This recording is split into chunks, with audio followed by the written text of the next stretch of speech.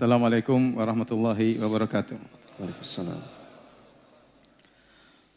Alhamdulillahi ala ihsanih wa syukru lahu ala taufiqihi wa amtinanih wa asyhadu an la ilaha illallah wahdahu la syarika lahu ta'ziman li sya'nih wa asyhadu anna Muhammadan abduhu wa rasuluhu da'ila ridwanih.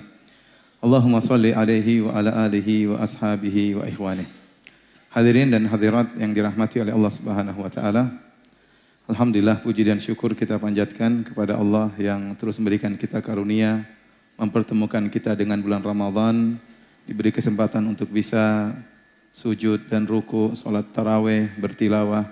Semoga ibadah kita diterima oleh Allah Subhanahu wa taala. Salawat dan salam semoga tercurahkan selalu kepada junjungan kita Nabi Muhammad sallallahu alaihi wasallam dan juga kepada keluarganya serta seluruh sahabat beliau tanpa terkecuali. Topik yang akan kita bahas pada kesempatan kali ini adalah topik yang sangat penting bagi kita semua tentang kesabaran. Karena saya rasa semua kita pasti pernah mengalami ujian. Dan mungkin banyak di antara kita sedang mengalami ujian. Dan yang belum mengalami ujian pasti akan menghadapi ujian. Karena memang hidup di atas muka bumi ini adalah untuk diuji. Allah menciptakan langit dan bumi, Allah menciptakan kita adalah untuk menguji kita.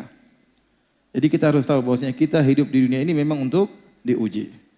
Makanya Allah Subhanahu wa taala berfirman, "Alladzi khalaqal mauta wal hayata liyabluwakum." Dialah yang menciptakan kematian dan menciptakan kehidupan. Liyabluwakum, untuk menguji kalian. Ayyukum ahsanu amala. Mana di antara kalian yang terbaik amalannya. Allah Subhanahu wa taala juga berfirman, kullu nafsin dha'iqatul maut. Setiap yang bernyawa pasti akan merasakan mati. Kemudian kata Allah, wa nabluukum bisyarri wal khairi fitnah. Dan kami akan menguji kalian dengan keburukan, kami akan uji kalian dengan kebaikan, ya, wa ilaina turja'un, dan kepada kamilah kalian akan dikembalikan. Jadi orang yang hidup di atas muka bumi harus siap diuji. Kalau tidak mau diuji, mati saja ya. Ya, nanti terus diuji di alam barzakh, ujian selanjutnya. Tapi di atas muka bumi pasti diuji, enggak mungkin enggak diuji. Siapapun diuji. Ada orang diuji dengan suaminya, ada sebagian wanita diuji dengan suaminya. Suaminya kasar, suaminya tidak sayang sama dia. Tiap hari bilang mau poligami, mau poligami, mau poligami. Padahal tidak poligami, itu poligami. Menyakiti hati istri, ya. Ada seperti itu ya. Ada sebaliknya, seorang diuji dengan istrinya, ya. Hanya bisa nuntut, tidak melaksanakan kewajibannya sebagai istri. Ada uang abang disayang, tidak ada uang abang ditendang. Dan ada orang diuji dengan orang tuanya sendiri, ada. Orang tua yang tidak sabar, banyak nuntut, maunya anaknya seperti ini, perbuatannya tidak dihargai. Ya, kalau sekolahnya tidak berhasil dimaki-maki, ada orang diuji dengan orang tuanya. Ada orang diuji dengan anak-anaknya, anaknya nakal, narkoba dan macam-macamnya. Ada banyak wanita diuji dengan mertuanya. Ya. Jadi ujian menimpa siapa saja. Ya. Dan ujian tatkala menerpa, bukan hanya menerpa orang-orang miskin saja atau orang rakyat jelata. Semua orang diuji.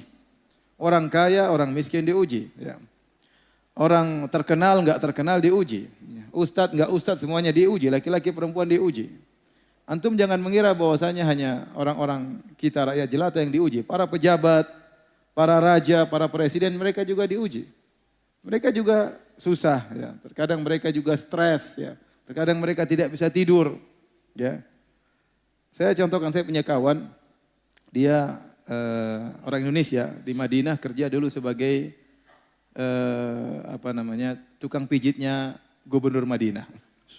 Jadi dia kadang-kadang naik mobil pribadi, kadang-kadang naik pesawat pribadi, ya, karena namanya apa? Sang amir, sang gubernur. Dia cerita waktu terjadi kasus di Madinah,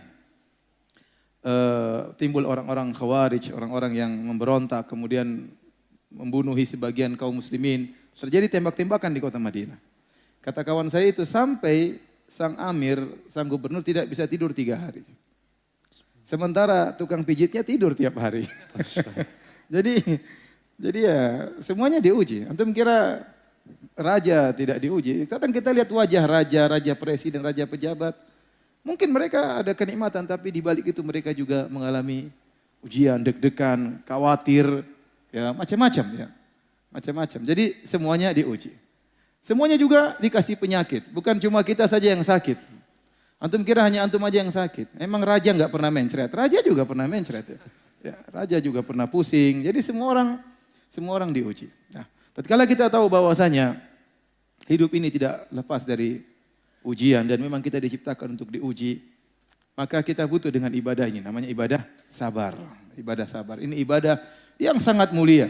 Saking mulianya kata Imam Ahmad, ya, aku membaca, menelaah, Allah menyebutkan sabar dalam Al-Quran sekitar 90 kali. Sekitar 90 kali. Ini menunjukkan bagaimana agungnya ibadah ini. Ya, kalau disebut sekali saja sudah mulia dalam Al-Quran. Ya. Sekali saja disebut mulia dalam Al-Quran. Apalagi sampai 90 kali. Ya. Kenapa? Karena sabar ini ibadah yang berkaitan dengan lisan, berkaitan dengan hati, berkaitan dengan jawarih. As-sabru dalam bahasa Arab artinya al-habsu, yaitu menahan. Tatkala seorang ditimpa ujian, harus menahan lisannya. Ya, kemudian dia menahan hatinya. Tidak boleh dia suudzon sama Allah, tidak boleh dia protes kepada Allah. Ya, kemudian juga menahan dirinya. Tidak boleh dia melakukan perbuatan-perbuatan yang menunjukkan dia tidak setuju dengan takdir Allah Subhanahu wa taala. Makanya Nabi bersabda, "Laisa minna man darabal khududa wa syaqqal juyuba wa da'a bid'awal jahiliyah." Bukan dari golongan kami jika seorang terkena musibah lantas dia menampar-nampar pipinya, dia merobek-robek bajunya dan dia menyuruh dengan seruan jahiliyah, ya. Jadi sabar ini ibadah yang menggabungkan antara ibadah hati, ibadah lisan dan juga ibadah jawarih. Dia ibadah yang sangat agung. Makanya Nabi SAW pernah bersabda, "Wa ma u'tiya ahadun ata'an khairan wa awsa' minas sabar." Tidaklah seorang diberikan suatu pemberian anugerah dari Allah yang lebih luas dan lebih baik daripada sabar. Sabar ini anugerah yang luar biasa. Kalau orang sudah memiliki sifat sabar, maka dia orang yang bahagia. Dia orang yang bahagia. Hadirin dan hadirat yang dirahmati oleh Allah Subhanahu wa taala. Allah Subhanahu wa taala menyebutkan sabar dalam Al-Qur'an dalam banyak ayat, tadi saya katakan hampir 90 ayat dengan berbagai macam bentuk penyebutan. Ya, di antaranya Allah Subhanahu wa taala menyatakan sabar itu pahalanya tanpa batas. Kata Allah Subhanahu wa taala, "Innama yuwaffas sabiruna ajrahum bighairi hisab." Sungguhnya Allah memberi ganjaran kepada orang-orang yang sabar bighairi hisab, tanpa hitungan. Pahalanya sangat banyak, ya. Pahalanya sangat banyak. Jadi itu harus tahu bahwasanya ibadah itu bukan cuma salat, bukan cuma puasa, bukan cuma baca Quran, bukan hanya salat tarawih, bukan hanya sedekah. Sabar itu ibadah yang mulia. Barang siapa yang bersabar, pahalanya tanpa batas, kata Allah Subhanahu wa taala. Demikian juga Allah Subhanahu wa taala memuji orang-orang yang bersabar, ya. Kata Allah Subhanahu wa taala banyak ayat, di antaranya kata Allah Subhanahu wa taala, "Wa basyiris sabirin." Sebelumnya kata Allah, "Wa nabluwannakum bi syai'im minal khaufi wal ju'i wa naqsin minal amwali wal anfusi wath thamarat wa basyiris sabirin alladzina idza asabatuhum musibatun qalu inna lillahi wa inna ilaihi raji'un. Ulaika alaihim salawatu min rabbihim wa rahmah wa ulaika humul muhtadun." Kata Allah Subhanahu wa taala, sungguh kami akan menguji kalian dengan sedikit rasa takut, kelaparan, kekurangan harta, ada nyawa yang hilang dari kerabat yang kita cintai, kekurangan hasil panen buah-buahan. Wa basyiris sabirin, berilah kabar gembira kepada orang-orang yang sabar. Siapa mereka? Alladzina idza asabatuhum musibah. Kalau mereka ditimpa dengan musibah apa saja? Idza asabatuhum musibah, ditimpa dengan musibah apa saja? Yang pertama kali mereka ucapkan, inna lillahi wa inna ilaihi raji'un.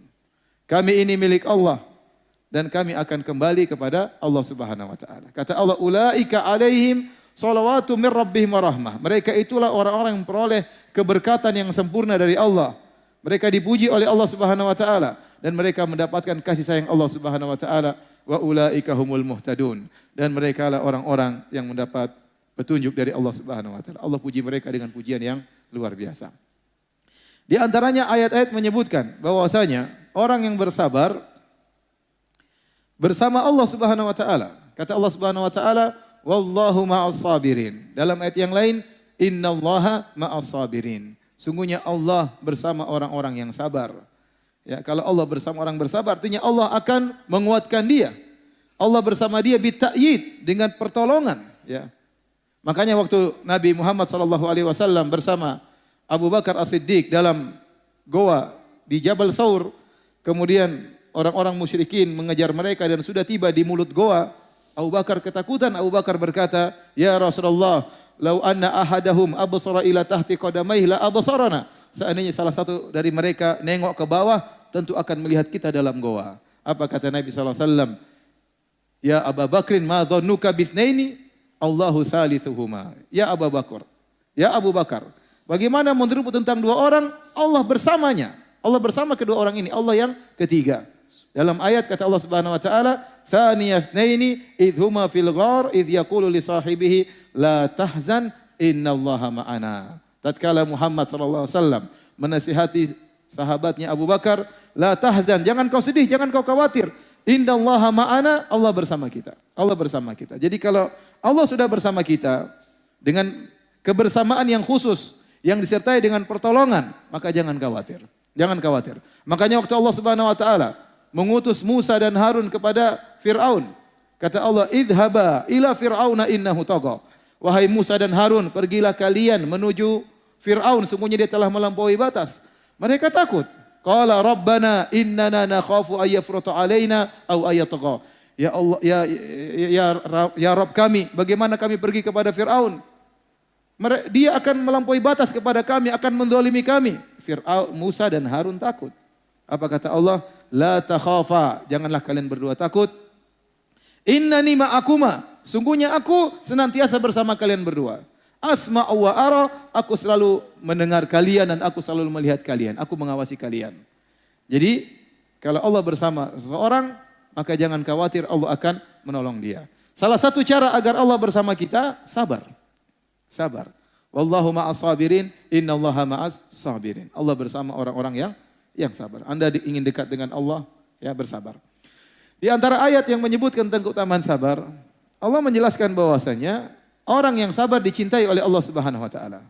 Kata Allah Subhanahu wa taala, "Wallahu yuhibbus sabirin." Allah mencintai orang-orang yang sabar. Betapa banyak orang ingin dicintai oleh Allah Subhanahu wa taala. Betapa banyak orang ngaku-ngaku cinta kepada Allah, tetapi cintanya bertepuk sebelah tangan. Dia ngaku cinta kepada Allah, tapi Allah tidak cinta sama dia. Makanya Ibnu Qayyim rahimahullahu taala punya perkataan yang sangat indah. Kata beliau, "Laisa sya'nu an tuhib, wa innama sya'nu an tuhab." Perkaranya bukan engkau mencintai Allah, tapi perkaranya yang penting, apakah kau dicintai Allah? Apa kau dicintai oleh Allah? Tidak. Di antara cara agar Allah mencintai kita adalah kita bersabar. Dan kalau Allah sudah mencintai seorang hamba, Allah tidak akan mengazabnya. Allah tidak akan mengazabnya. Maka raihlah kecintaan kepada Allah dengan bersabar karena Allah Subhanahu wa taala. Tentunya kalau kita mau sebutkan ayat-ayat tentang kesabaran sangat banyak. Tadi disebutkan sampai 90 ayat, tentunya waktunya tidak akan cukup. Tapi itu saya sebutkan sebagian kecil dari ayat-ayat yang menjelaskan tentang keutamaan bersabar. Hadirin dan hadirat yang dirahmati oleh Allah Subhanahu wa taala. Tatkala kita berbicara tentang sabar, selalu konotasinya adalah sabar dalam menghadapi perkara-perkara yang tidak kita sukai. Sabar dalam perkara-perkara yang tidak kita sukai. Padahal sabar itu ada 3. Ya. Sabar itu ada 3. Sabar dalam menjalankan ketaatan kepada Allah Subhanahu wa taala. Yang kedua, sabar dalam meninggalkan kemaksiatan. Dan yang ketiga, sabar menghadapi takdir Allah yang terkadang tidak kita sukai. Sabar terhadap musibah. Ternyata sabar itu ada 3. Sabar dalam menjalankan ketaatan, sabar dalam meninggalkan kemaksiatan, dan sabar dalam menghadapi ujian. Sabar dalam menghadapi ujian. Dari sinilah kita tahu bahwasanya sabar itu sangat mulia, ya. Sampai-sampai Ibnu Qayyim menyebutkan bahwasanya sabar adalah nisful iman. Sabar adalah setengah keimanan. Para salaf mengatakan al-iman nisfan. Iman itu terdiri atas 2. Nisfu sabar wa nisf asyukur. Setengahnya adalah kesabaran, setengahnya adalah bersyukur. Dan demikianlah kondisi seorang hamba. Antara 2, mendapat kenikmatan atau diuji oleh Allah Subhanahu wa taala. Jika dia mendapat kenikmatan, dia bersyukur. Jika dia diuji, dia bersabar, maka sempurna imannya. Ya, sempurna imannya. Kata Nabi sallallahu alaihi wasallam, "Ajaban li amril mu'min." Sungguh menakjubkan perkara seorang mukmin. Inna amrahu kullahu khair. Seluruh perkaranya adalah baik. In asabahu sarra syakara fakana khairal lahu. Kalau dia ditimpa dengan kenikmatan, kesenangan, maka dia bersyukur dan itu lebih baik baginya. Wa in asabahu dharra sabara fakana khairal lahu. Kalau ditimpa dengan perkara yang dia tidak sukai, penderitaan, kemudaratan, maka dia bersabar dan itu lebih baik baginya. Maka jika seorang bisa mengumpulkan antara syukur dan sabar, dia telah sempurna imannya. Oleh karenanya terkadang Allah menggandengkan keduanya. Kata Allah Subhanahu wa taala, "Inna fi dzalika laayatin likulli sabarin syakur." Sungguh pada yang demikian itu ada tanda-tanda kebesaran Allah yang bisa ditangkap oleh siapa? Likulli sabarin syakur, bagi setiap orang yang penyabar dan bersyukur. Maka seorang mukmin berusaha menggabungkan dua sifat ini, bersyukur dan bersabar. Baik, kita kembali kepada model-model kesabaran. Ada 3. Dan masing-masing ini penting. Ya. Yang pertama, sabar dalam menjalankan ketaatan. Ini berat. Ya. Menjalankan ketaatan tidak mudah. Ya. Salat 5 waktu di masjid tidak mudah, butuh kesabaran. Menyuruh keluarga untuk salat juga tidak mudah. Makanya Allah mengatakan, wa'mur ahlaka bis salati wastabir 'alaiha. Perintahkanlah keluargamu untuk salat, anakmu, istrimu suruh salat. Wastabir 'alaiha, dan sabarlah. Sabar dalam menyuruh mereka salat, sabar dalam salat, butuh kesabaran. Sampai-sampai Allah menyebutkan di antara sebab masuk surga adalah sabar dalam menjalankan ketaatan. Allah sebutkan dalam 2 ayat, di antaranya dalam surat Ar-Ra'd dan dalam surat Al-Furqan. Dalam surat Al-Furqan kata Allah, ulaika yujzaunal ghurfata bima sabaru. Mereka itulah orang-orang yang mendapatkan ganjaran al-ghurfa. Al-ghurfa itu tingkatan tinggi di surga. Kenapa? Bima sabaru, karena kesabaran mereka. Demikian juga dalam surat Ar-Ra'd kata Allah Subhanahu wa taala, wal malaikatu yadkhuluna alaihim min kulli bab. Malaikat masuk ke pintu-pintu surga lalu mengucapkan keselamatan kepada para penghuni surga. Apa kata para malaikat? Salamun alaikum bima sabartum. Keselamatan bagi kalian masuk surga karena kesabaran kalian. Kesabaran yang dimaksud apa? Kesabaran menjalankan ibadah. Di antaranya kesabaran karena menjalankan ibadah. Contohnya dalam surat Ar-Ra'd, Allah sebutkan ciri-ciri penghuni surga. Yang ini semua butuh kesabaran. Kata Allah Subhanahu wa taala, "Walladzina yufuna bi ahdillahi wa la yanquduna al-mitsaq." Ciri-ciri penghuni surga yang pertama, orang-orang yang menunaikan janji mereka kepada Allah dan mereka tidak membatalkan janji mereka. Kalau ada orang sudah bernazar, sudah berjanji, sudah bersumpah, harus dia jaga, dan ini butuh kesabaran. Ya, kata Allah Subhanahu wa taala, "Wahfadzu aimanakum," jagalah sumpah-sumpah kalian. Dia sudah berjanji sama Allah, maka dia kerjakan. Kemudian kata Allah, "Walladzina yasiluna ma amarallahu bi ayyusal." Dan orang-orang yang menyambung silaturahmi, yang Allah perintahkan dia untuk menyambung silaturahmi dan tidak mudah menyambung silaturahmi, butuh kesabaran. Di antara silaturahmi teragung berbakti kepada orang tua, dan berbakti kepada orang tua juga butuh kesabaran. Makanya Nabi mengatakan berbakti kepada orang tua dengan jihad. Fa fihi ma fajahid. Tatkala ada seorang minta izin untuk berjihad, Nabi bertanya, "Ahayyun walidak?" Apakah kedua orang tuamu masih hidup? Kata dia, "Masih ya Rasulullah." Kata Rasulullah SAW, "Fa fihi ma fajahid." Berjihadlah dalam berbakti kepada kedua orang tua. Karena berbakti kepada kedua orang tua butuh kesabaran. Sabar untuk menengok mereka, sabar untuk ngobrol dengan mereka. Apalagi sekarang kita sok sibuk ya.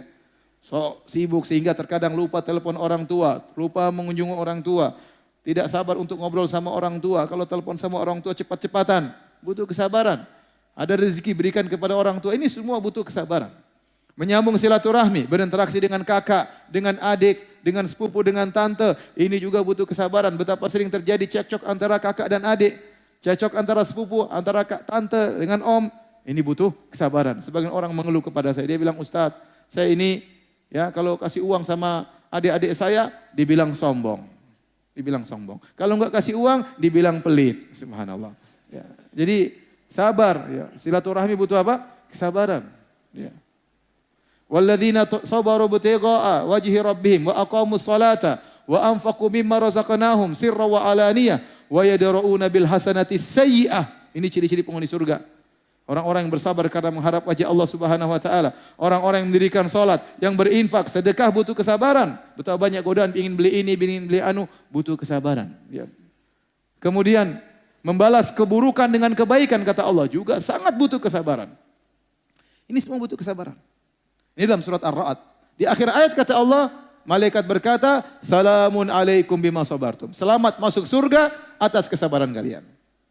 Waktu Allah Subhanahu wa taala sebutkan tentang ciri-ciri ibadur rahman dalam surat Al-Furqan yang tadi diakhiri dengan ulaika yujzaunal ghurfata bima sabaru. Mereka itulah orang-orang yang diberi ganjaran ghurfah, surga yang tinggi karena kesabaran mereka. Kita lihat apa ciri-ciri mereka? Semuanya butuh kesabaran. Wa ibadur rahmanil ladzina yamshuna 'alal ardi hauna. Hamba-hamba Ar-Rahman yang berjalan di atas muka bumi dengan tawadhu. Tidak sombong, tidak angkuh. Mentang-mentang punya rumah mewah, mentang-mentang punya mobil mewah, mentang-mentang punya motor mewah, berjalan sombong, angkuh, gagah-gagahan. Enggak, mereka bersabar. Kemewahan tidak membuat mereka menjadi sombong. Haunan, tawadhu di hadapan manusia yang lain. Ini butuh kesabaran. Betapa orang kalau punya kekayaan ingin apa? Ingin nunjukkan, punya kelebihan ingin nunjukkan. Tapi mereka bersabar. Kata Allah, wa idza khatabahumul jahiluna qalu salama. Kalau mereka diajak bicara sama orang-orang jahil yang mungkin menyakiti hati mereka, mereka bersabar, ya. Qalu salama. Taat kepada Allah, mereka tetap mengucapkan kata-kata yang baik. Walladzina yabituna li rabbihim sujada wa qiyama. Orang-orang yang di malam hari sujud, salat malam, butuh kesabaran. Tidak mudah orang bisa konsisten dalam salat malam, enggak gampang, butuh kesabaran. Ya. Dan seterusnya, Allah sebutkan ciri-ciri mereka. Oleh karenanya saya katakan, menjalankan ketaatan butuh kesabaran. Butuh kekuatan iman. Saya selalu ingat tentang cerita Syekh Abdul Razak hafizahullah ta'ala. Beliau bercerita tentang bagaimana seorang bersabar dalam salat malam. Beliau cerita, saya punya guru orang Indonesia, kata Syekh Abdul Razak. Yang guru tersebut, saya tidak pernah mengenal dia dan dia tidak pernah mengenal saya. Tetapi saya sering mendoakan dia, meskipun dia tidak kenal dia. Bagaimana ceritanya Syekh Abdul Razak hafizahullah berguru sama orang Indonesia ini? Kata Syekh, dahulu di Masjid Nabawi, kalau sholat malam, jadi 10 hari terakhir mereka sholat taraweh 2 ronde. Ronde pertama 20 rakaat, ronde kedua 13 rakaat. Sekarang masih terus berlanjut. Tapi bedanya dulu, kalau ronde kedua yang 13 rakaat sampai 3 juz kalau tidak salah. Kalau sekarang cuma 1 juz seperempat. Jadi ronde kedua kita sholat dari jam 1 sampai 3/4. Itu saya dapat sejak tahun 2001 waktu saya ke Madinah. Ronde pertama paling 2 jam, 20 rakaat. Yang kedua dari jam 1 sampai jam 3/4. Nah dulu mungkin 20 tahun lalu, 30 tahun lalu. Kalau sudah ronde kedua sampai berjuz-juz, mungkin 2 juz, mungkin 3 juz. Kata saya pernah sholat malam di Masjid Nabawi. Tiba-tiba qadarullah, Allah mentakdirkan ada orang Indonesia datang di depan saya persis. Dia datang dengan pakai tongkat. Kakinya cuma 1, cacat. Begitu datang sampai depan saya, kemudian dia meletakkan tongkatnya. Sholat persis depan saya. Dan dia sholat bertahan sampai berjam-jam, padahal kakinya cuma 1. Sejak saat itu saya ngerti, bahwasanya kekuatan itu bukan kekuatan jasad, tetapi kekuatan iman. Ini orang kalau secara fisik tidak kuat, tapi imannya membuat dia bisa sabar, taat kepada Allah, mungkin 2 jam, mungkin 3 jam, sholat dengan kaki 1. Betapa banyak orang badannya gede, berotot, ya mungkin juara olahraga, tapi bangun untuk sholat subuh nggak kuat. Untuk membuka matanya nggak kuat. Apalagi mengangkat apa? Kepalanya nggak kuat. Jadi kekuatan yang sungguhnya adalah iman, bukan kekuatan fisik. Kata Syekh, sejak saat itu saya sering mendoakan guru saya ini. Dia tidak pernah mengenal saya tidak pernah mengenal dia, tapi dia telah memberikan pelajaran yang besar bagi saya. Oleh karenanya masalah ketaatan ini butuh kesabaran. Di antara cara mudah kita untuk sabar, ya, maka kata Allah, wasbir nafsaka ma'al ladzina yad'una rabbahum. Bersabarlah, kita cari teman. Jadi teman komunitas, kita kumpul-kumpul seperti ini, ya. Dengan kita berteman dengan orang-orang yang soleh, kita bisa bersabar. Melihat mereka bertakwa, melihat mereka baca Quran, melihat mereka berusaha hafal Quran, melihat mereka berdakwah, mereka mengorbankan harta mereka untuk Allah, kita terpancing untuk bersabar. Kalau orang-orang pelaku maksiat, orang-orang kafir bersabar dalam kemaksiatan mereka, kenapa kita tidak bersabar? Allah sebutkan bagaimana orang-orang musyrikin mereka bersabar. Orang-orang non-muslim, ya, yaitu orang-orang kafir maksudnya, ya. Karena non-muslim sama dengan apa? Kafir, ya. Non-muslim sama dengan kafir. Boleh dibilang non-muslim, boleh juga dibilang apa? Kafir, enggak ada masalah. Non-muslim sama dengan kafir, di akhirat di non-surga, ya. Non-surga, ya, non-surga. Nanti di non-surga juga non-stop, ya. Non-stop. Jadi Allah sebutkan tentang orang-orang musyrikin, ya. Mereka berkata, Allah berfirman, "Wan talaqal mala'u minhum animshu wasbiru ala alihatikum." Berjalanlah sebagian mereka memberi nasihat. Sabarlah, sabarlah, sembahlah Tuhan-Tuhan kalian, sabar. Wasbiru ala alihatikum. Mereka saling berwasiat, tawasi bis sabar. Saling berwasiat untuk sabar dalam apa? Dalam menyembah berhala-berhala mereka. Allah sebut dalam Al-Quran. Kemudian juga dalam surat Al-Furqan kata Allah Subhanahu wa taala, "Wa idza ra'auka iyattakhidunaka illa huzwan, ahadzal ladzi ba'atsallahu rasula in kada la yudilluna an alihatina laula an sabarna 'alaiha." Jika mereka melihat engkau wahai Muhammad, mereka berkata, mereka mengejek engkau. Mereka berkata, "Masa ini rasul yang diutus oleh Tuhan, rasul kayak begini itu sama Tuhan." In kada la yudilluna, hampir-hampir Muhammad ini menyesatkan kita. Laula an sabarna alaiha. Kalau bukan kita bersabar untuk syirik sama Tuhan-Tuhan kita. Kata mereka, hampir kita disesatkan Muhammad. Untung kita bersabar. Ini perkataan mereka. In kada la yudilluna an alihatina. Hampir-hampir kita disesatkan sama Muhammad. Kalau bukan karena kita bersabar. Jadi mereka bersabar. Bahkan di zaman Nabi Nuh. Wa qalu la tadharunna alihatakum. Wa la tadharunna waddan wa la suwa'an wa la yagutha wa ya'uqa wa nasra. Mereka saling mewasiatkan, jangan kalian tinggalkan sembahan berhala-berhala. Jangan kalian tinggalkan sembahan kepada Suwa, Yagus, Ya'uk, Nasr, Wad. Ini semua jangan tinggalkan. Sabar menyembah mereka. Jadi mereka saling bernasihati untuk bersabar. Mereka bukan cuma bersabar dalam beribadah dalam kesyirikan. Mereka bersabar dalam berinfak.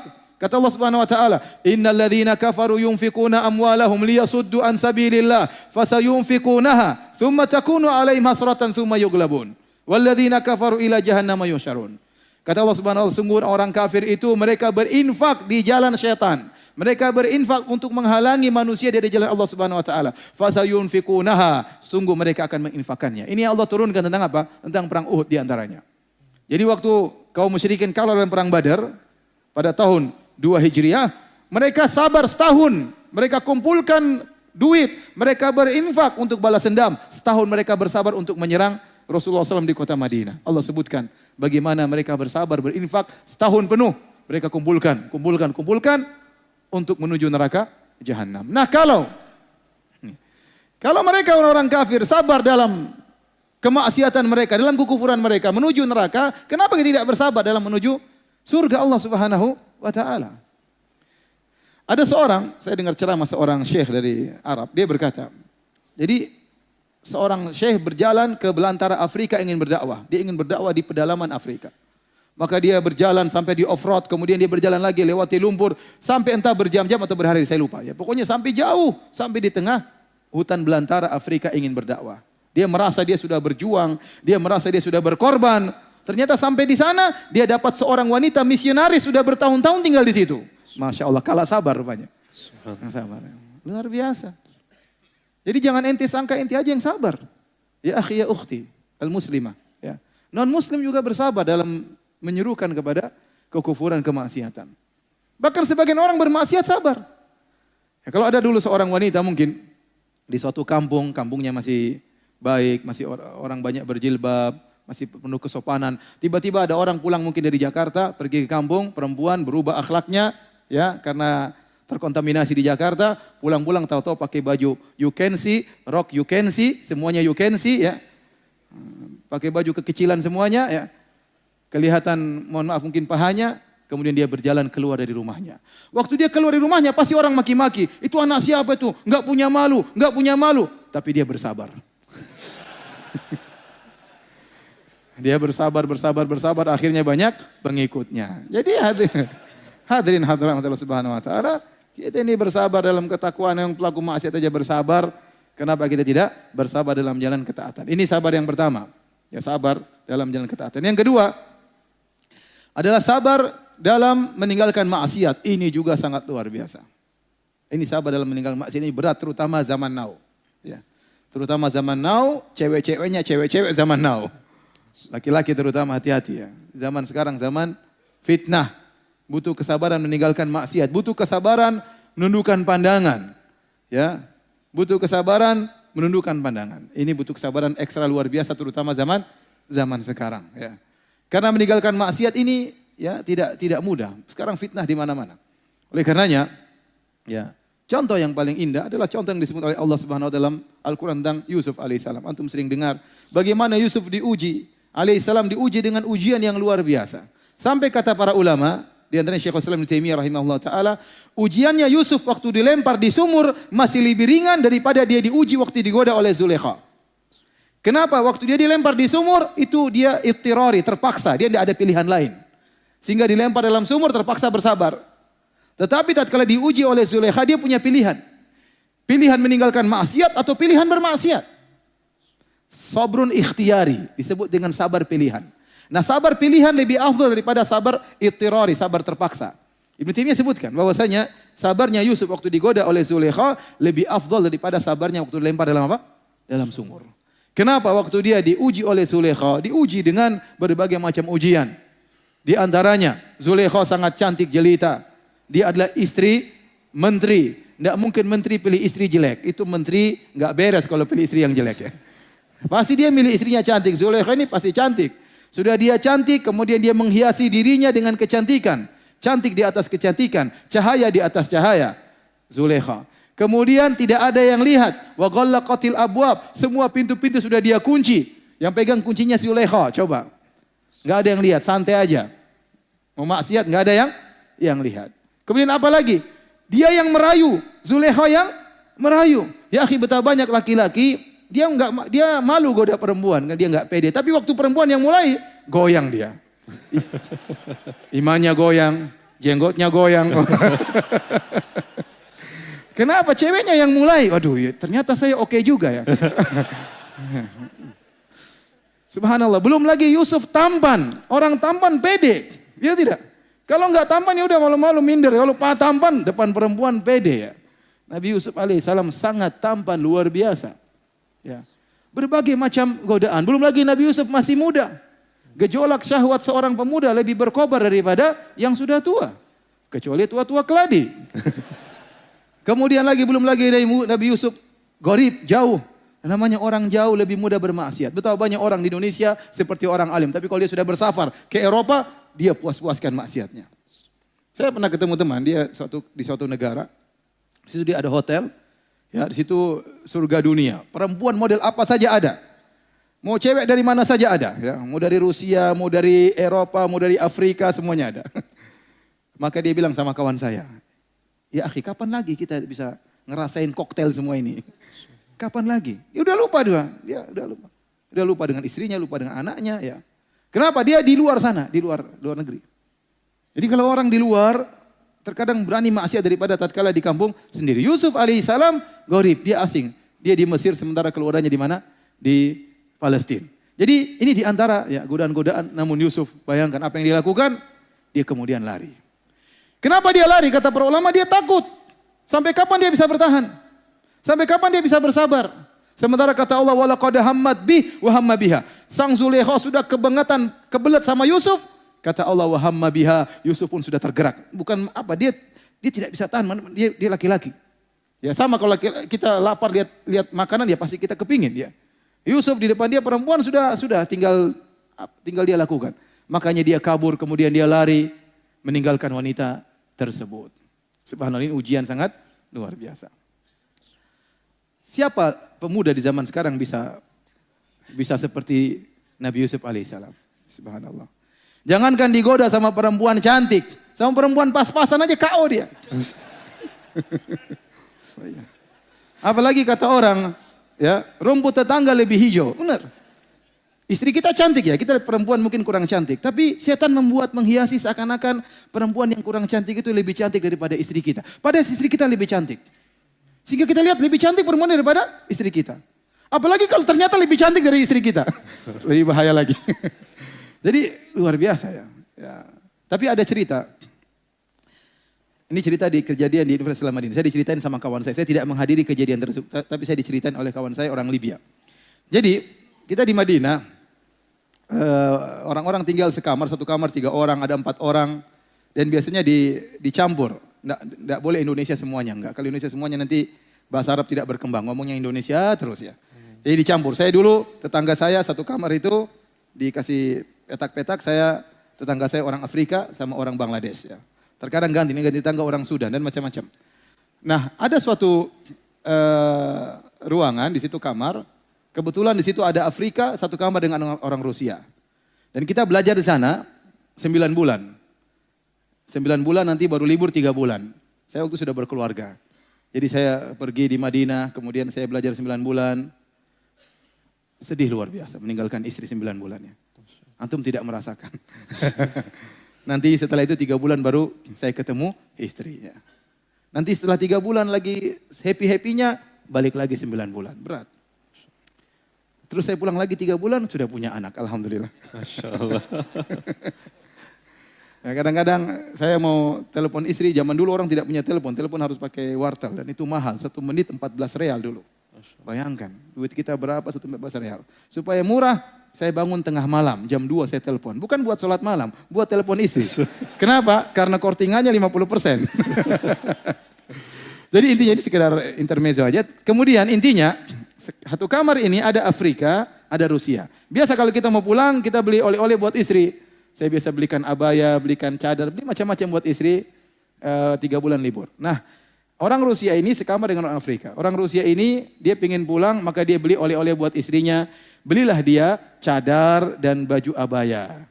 Rupanya dia pakai di kamar, dia tes. Rusia, mungkin jenggot panjang segala ya tes. Pakai tes, dia pakai cadar. Dia lagi pakai baju cadar, pakai tahu-tahu temannya Afrika datang. Maka dia goda, bercanda dia. Si Afrika ketakutan. Lah, enggak katanya. Masya Allah, Yusuf Afrika. Sampai sebagian teman menggelarinya Yusuf Afrika. Dia lari ketakutan. Masya Allah. Ada di zaman sekarang. Ya. Luar biasa. Jadi para hadirin hadirat yang mati Allah Subhanahu wa taala. Sabar meninggalkan kemaksiatan di zaman sekarang tidak mudah. Berat. Tapi kita perlu perjuangan agar kita bisa menghindarkan diri daripada kemaksiatan tersebut. Ada beberapa hal disebut oleh para ulama. Bagaimana agar kita bisa menghindarkan diri daripada maksiat. Ini berat, tapi kita harus hadapi. Bersabar dari kemaksiatan bisa ditempuh dengan 3 perkara. Pertama, karena takut kepada Allah. Yang kedua, karena malu kepada Allah. Dan yang ketiga, karena cinta kepada Allah. 3 ini. Pertama, karena takut. Yang kedua, karena malu. Yang ketiga, karena cinta. 3-tiganya bisa membuat kita menghindarkan maksiat. Yang pertama, kita meninggalkan maksiat takut kepada Allah. Jangan-jangan kita sedang bermaksiat tahu-tahu meninggal dunia. Betapa banyak orang meninggal dunia sedang berzina. Sedang berzina tahu-tahu Allah cabut nyawanya. Ya, betapa banyak orang sedang minum khamar, Allah cabut nyawanya. Ya. Betapa banyak orang sedang melihat film yang enggak benar, tahu-tahu Allah cabut nyawanya. Oleh karenanya kita tidak tahu kapan Allah mencabut nyawa kita. Tahu-tahu diberi serangan jantung, meninggal dalam kondisi bermaksiat, berarti kita meninggal su'ul khatimah. Tanda yang buruk. Mungkin terbetik dalam benak kita akan bertobat. Ya belum tentu. Apa kita meninggal tatkala sedang bertobat atau tatkala sedang bermaksiat kepada Allah Subhanahu wa taala. Waliyadzubillah. Nabi SAW Allah mengatakan, "Qul inni akhafu in asaitu rabbi adzaba yaumin azim." Katakanlah wahai Muhammad, inni akhafu in asaitu rabbi adzaba yaumin azim. Katakanlah wahai Muhammad, aku takut kepada Rabbku dengan azab yang pedih kalau aku bermaksiat kepada Allah Subhanahu wa taala. Maka seorang renungkan hal ini, agar dia meninggal maksiat. Ya. Jangan-jangan Allah kasih azab. Ya. Jangan-jangan Allah kasih azab kepada dia. Allah cabut nyawanya tatkala dia sedang bermaksiat kepada Allah Subhanahu wa taala. Ini bisa membuat kita berhenti daripada kemaksiatan. Yang kedua, di antara hal yang bisa membantu kita untuk meninggalkan maksiat, malu kepada Allah Subhanahu wa taala. Allah telah berikan kita banyak kenikmatan. Tapi kita gunakan nikmat tersebut untuk membangkang perintah Allah Subhanahu wa taala. Makanya Nabi Yusuf alaihissalam waktu dia digoda oleh Zulaikha, dia berkata, ya, "Innahu rabbi ahsana maswaya." Bagaimana saya mau menuruti engkau wahai Zulaikha? Rabbi ahsana maswaya. Kata sebagian ahli tafsir mengatakan, Nabi Yusuf berkata, "Suamimu, tuanku, baik sama saya. Bagaimana saya mengkhianati istrinya?" Atau maksud Nabi Yusuf, Allah baik sama saya, betapa banyak kenikmatan. Bagaimana saya membangkang Allah dengan berzina dengan engkau? Bukankah Allah berikan kita banyak kenikmatan? Alam naj'al lahu ainain, bukankah kami telah menjadikan dia dua mata, kita gunakan bermaksiat kepada Allah Subhanahu wa taala. Wa lisana wa syafatain, kami berikan dia lisan, bibir, kemudian dia gunakan untuk bergibah, namimah dan yang lainnya. Ini nikmat yang Allah berikan. Ya. Malu kita, ya. Allah sudah beri kita kesehatan, kita diberikan istri, diberikan anak, yang wanita diberikan suami, diberikan banyak kenikmatan, terus kita gunakan bermaksiat kepada Allah. Oleh karenanya di antara kita meninggalkan maksiat, kita malu kepada Allah Subhanahu wa taala. Makanya kalau kita ingin agar nikmat kita terjaga, hendaknya kita meninggalkan maksiat.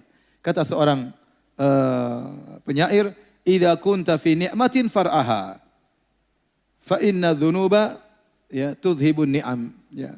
Jika engkau dalam kenikmatan maka jagalah. Sungguhnya dosa-dosa itu bisa menghilangkan apa? Kenikmatan. Ya. Istahyu minallahi haqqal haya. Kata Nabi SAW, malulah kepada Allah dengan sebenar-benarnya malu. Latih diri kita, kita malu kepada Allah Subhanahu wa taala. Malu ya Allah. Bagaimana kita maksiat, Allah kasih kita kenikmatan, kasih kita pandangan, kita kesehatan, terus kita membangkang, kita gunakan untuk bermaksiat kepada Allah Subhanahu wa taala. Ini yang kedua. Yang ketiga, di antara cara untuk meninggalkan maksiat, di antaranya kita meninggalkan maksiat karena cinta kepada Allah Subhanahu wa taala. Bagaimana bisa? Kita tahu kalau kita sudah mencintai seseorang, orang ini nyuruh apa saja kita akan kerjakan. Contoh kita cinta sama istri kita suruh apa saja kita kerjakan. Ya, selama mungkin kita lakukan, meskipun harus pergi ke Gunung Himalaya, pergi sendiri. Ikuti, kita akan ikut. Meskipun harus ke awan, kita ke awan kalau bisa. Ternyata nggak bisa kan. Intinya, istri suruh apa saja kalau kita cinta, kita mau. Ya. Istri ngelarang ini, meskipun kita suka, daripada istri saya marah, enggak lah. Saya enggak pengen istri saya marah. Kenapa? Karena cinta kepada istri. Nah demikian kalau kita cinta kepada Allah, Allah tidak suka kita begini, jangan kita kerjakan. Buktinya Anda mencintai Allah, Anda melakukan apapun yang diperintahkan oleh Allah. Kalau Anda ingin bukti bahwasanya Anda cinta kepada Allah. Dan kalau Anda ingin, Allah tetap mencintai Anda. Setiap kita bermaksiat, kita menghilangkan kecintaan Allah dari diri kita. Semakin kita bermaksiat, semakin kita jauh dari Allah Subhanahu wa taala. Dan kita tidak ingin jauh dari Allah. Musibah kalau kita jauh dari Allah Subhanahu wa taala. Betapa banyak orang ngaku-ngaku cinta kepada Allah, namun tidak terbukti. Malah sebaliknya, dia bermaksiat kepada Allah Subhanahu wa taala. Itu bukti bahwasanya dia tidak cinta kepada Allah Subhanahu wa taala. Karena kelaziman dari orang cinta kepada Allah, bahwasanya apa yang diperintahkan oleh Allah dia kerjakan, apa yang dilarang oleh Allah akan dia tinggalkan. Jadi hadirin dan hadirat yang Allah Subhanahu wa taala, ya. Inilah kesabaran kedua yang tidak kalah beratnya adalah meninggalkan maksiat, bersabar karena Allah Subhanahu wa taala. Hati-hati kalau Anda misalnya lagi di malam hari, tiba-tiba ada cewek WhatsApp. Sudah, Anda jangan macam-macam ya. Terima WhatsApp, Anda segera delete. Ya. WhatsApp kedua kali, mulai hati Anda goyang. Ini cewek serius kayaknya. Anda blokir. Jangan Anda nggak blokir. Kalau Anda nggak blokir bahaya. Akhirnya Anda simpan gambarnya, simpan fotonya. Suatu saat nanti kalau Anda lagi marah sama istri, Anda murojaah itu gambar. Foto. Oke juga ini. Hati-hati. Jangan. Ya. Fitnah wanita luar biasa. Saya katakan kepada laki-laki, fitnah wanita itu luar biasa. Anda harus sabar tundukkan pandangan. Anda harus sabar tidak ya ketawa-ketiwi sama istri orang lain. Tidak boleh. Anda harus sabar tidak menerima setiap ya, pembicaraan dengan wanita. Ya. Anda harus jaga diri. Ya. Sekalian Anda terjebak bahaya. Ya. Bahaya. Ini fitnah yang paling besar bagi laki di zaman sekarang ini. Dan setiap zaman. Bahwasanya ma taraktu ba'di fitnatan adhara 'ala rijal minan nisa. Tidak ada fitnah yang aku tinggalkan lebih besar bagi lelaki seperti fitnah apa? Wanita. Apalagi di zaman sekarang ini. Di mana-mana wanita dijadikan bahan iklan. Iklan apapun ada perempuan. Iklan odol ada perempuan.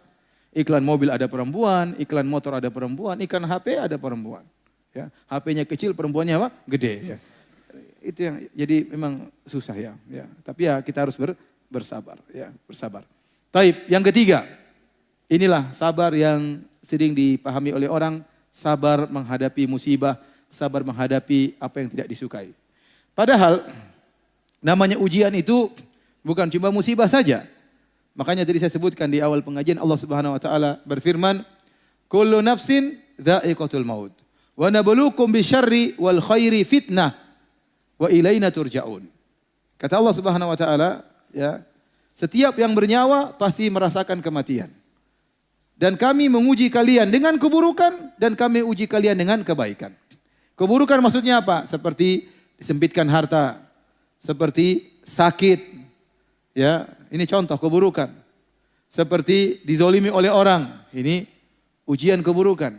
Namun di sana juga ada ujian kebaikan. Allah sebutkan fitnah. Fitnah dalam bahasa Arab artinya ujian. Ujian kebaikan, contoh diberi harta yang banyak. Contoh diberikan kesehatan, tubuh yang bugar. Contoh diberikan jabatan. Ini semua adalah ujian. Ya. Sebagaimana kita bersabar menghadapi ujian yang ini, kita juga harus bersyukur menghadapi ujian kenikmatan. Ya. Jadi dua-duanya merupakan ujian. Ujian kesabaran, ujian kesusahan dan ujian kesenangan. Ya. Tapi tentunya memang kalau kita disuruh milih, kita lebih milih diuji dengan apa? Kekayaan atau dengan kemiskinan? Disuruh milih apa? Uji dengan kekayaan atau kemiskinan? Kekayaan, ya. Itu sudah otomatis ya. Senang jadi miskin bersabar atau kaya bersyukur? Kaya bersyukur ya. Itu sih maunya kita, tapi pinginnya kaya seperti Nabi Sulaiman ya. Kaya nanti mati masuk surga. Nabi Sulaiman enak, kaya raya, raja, istri banyak, mati masuk apa?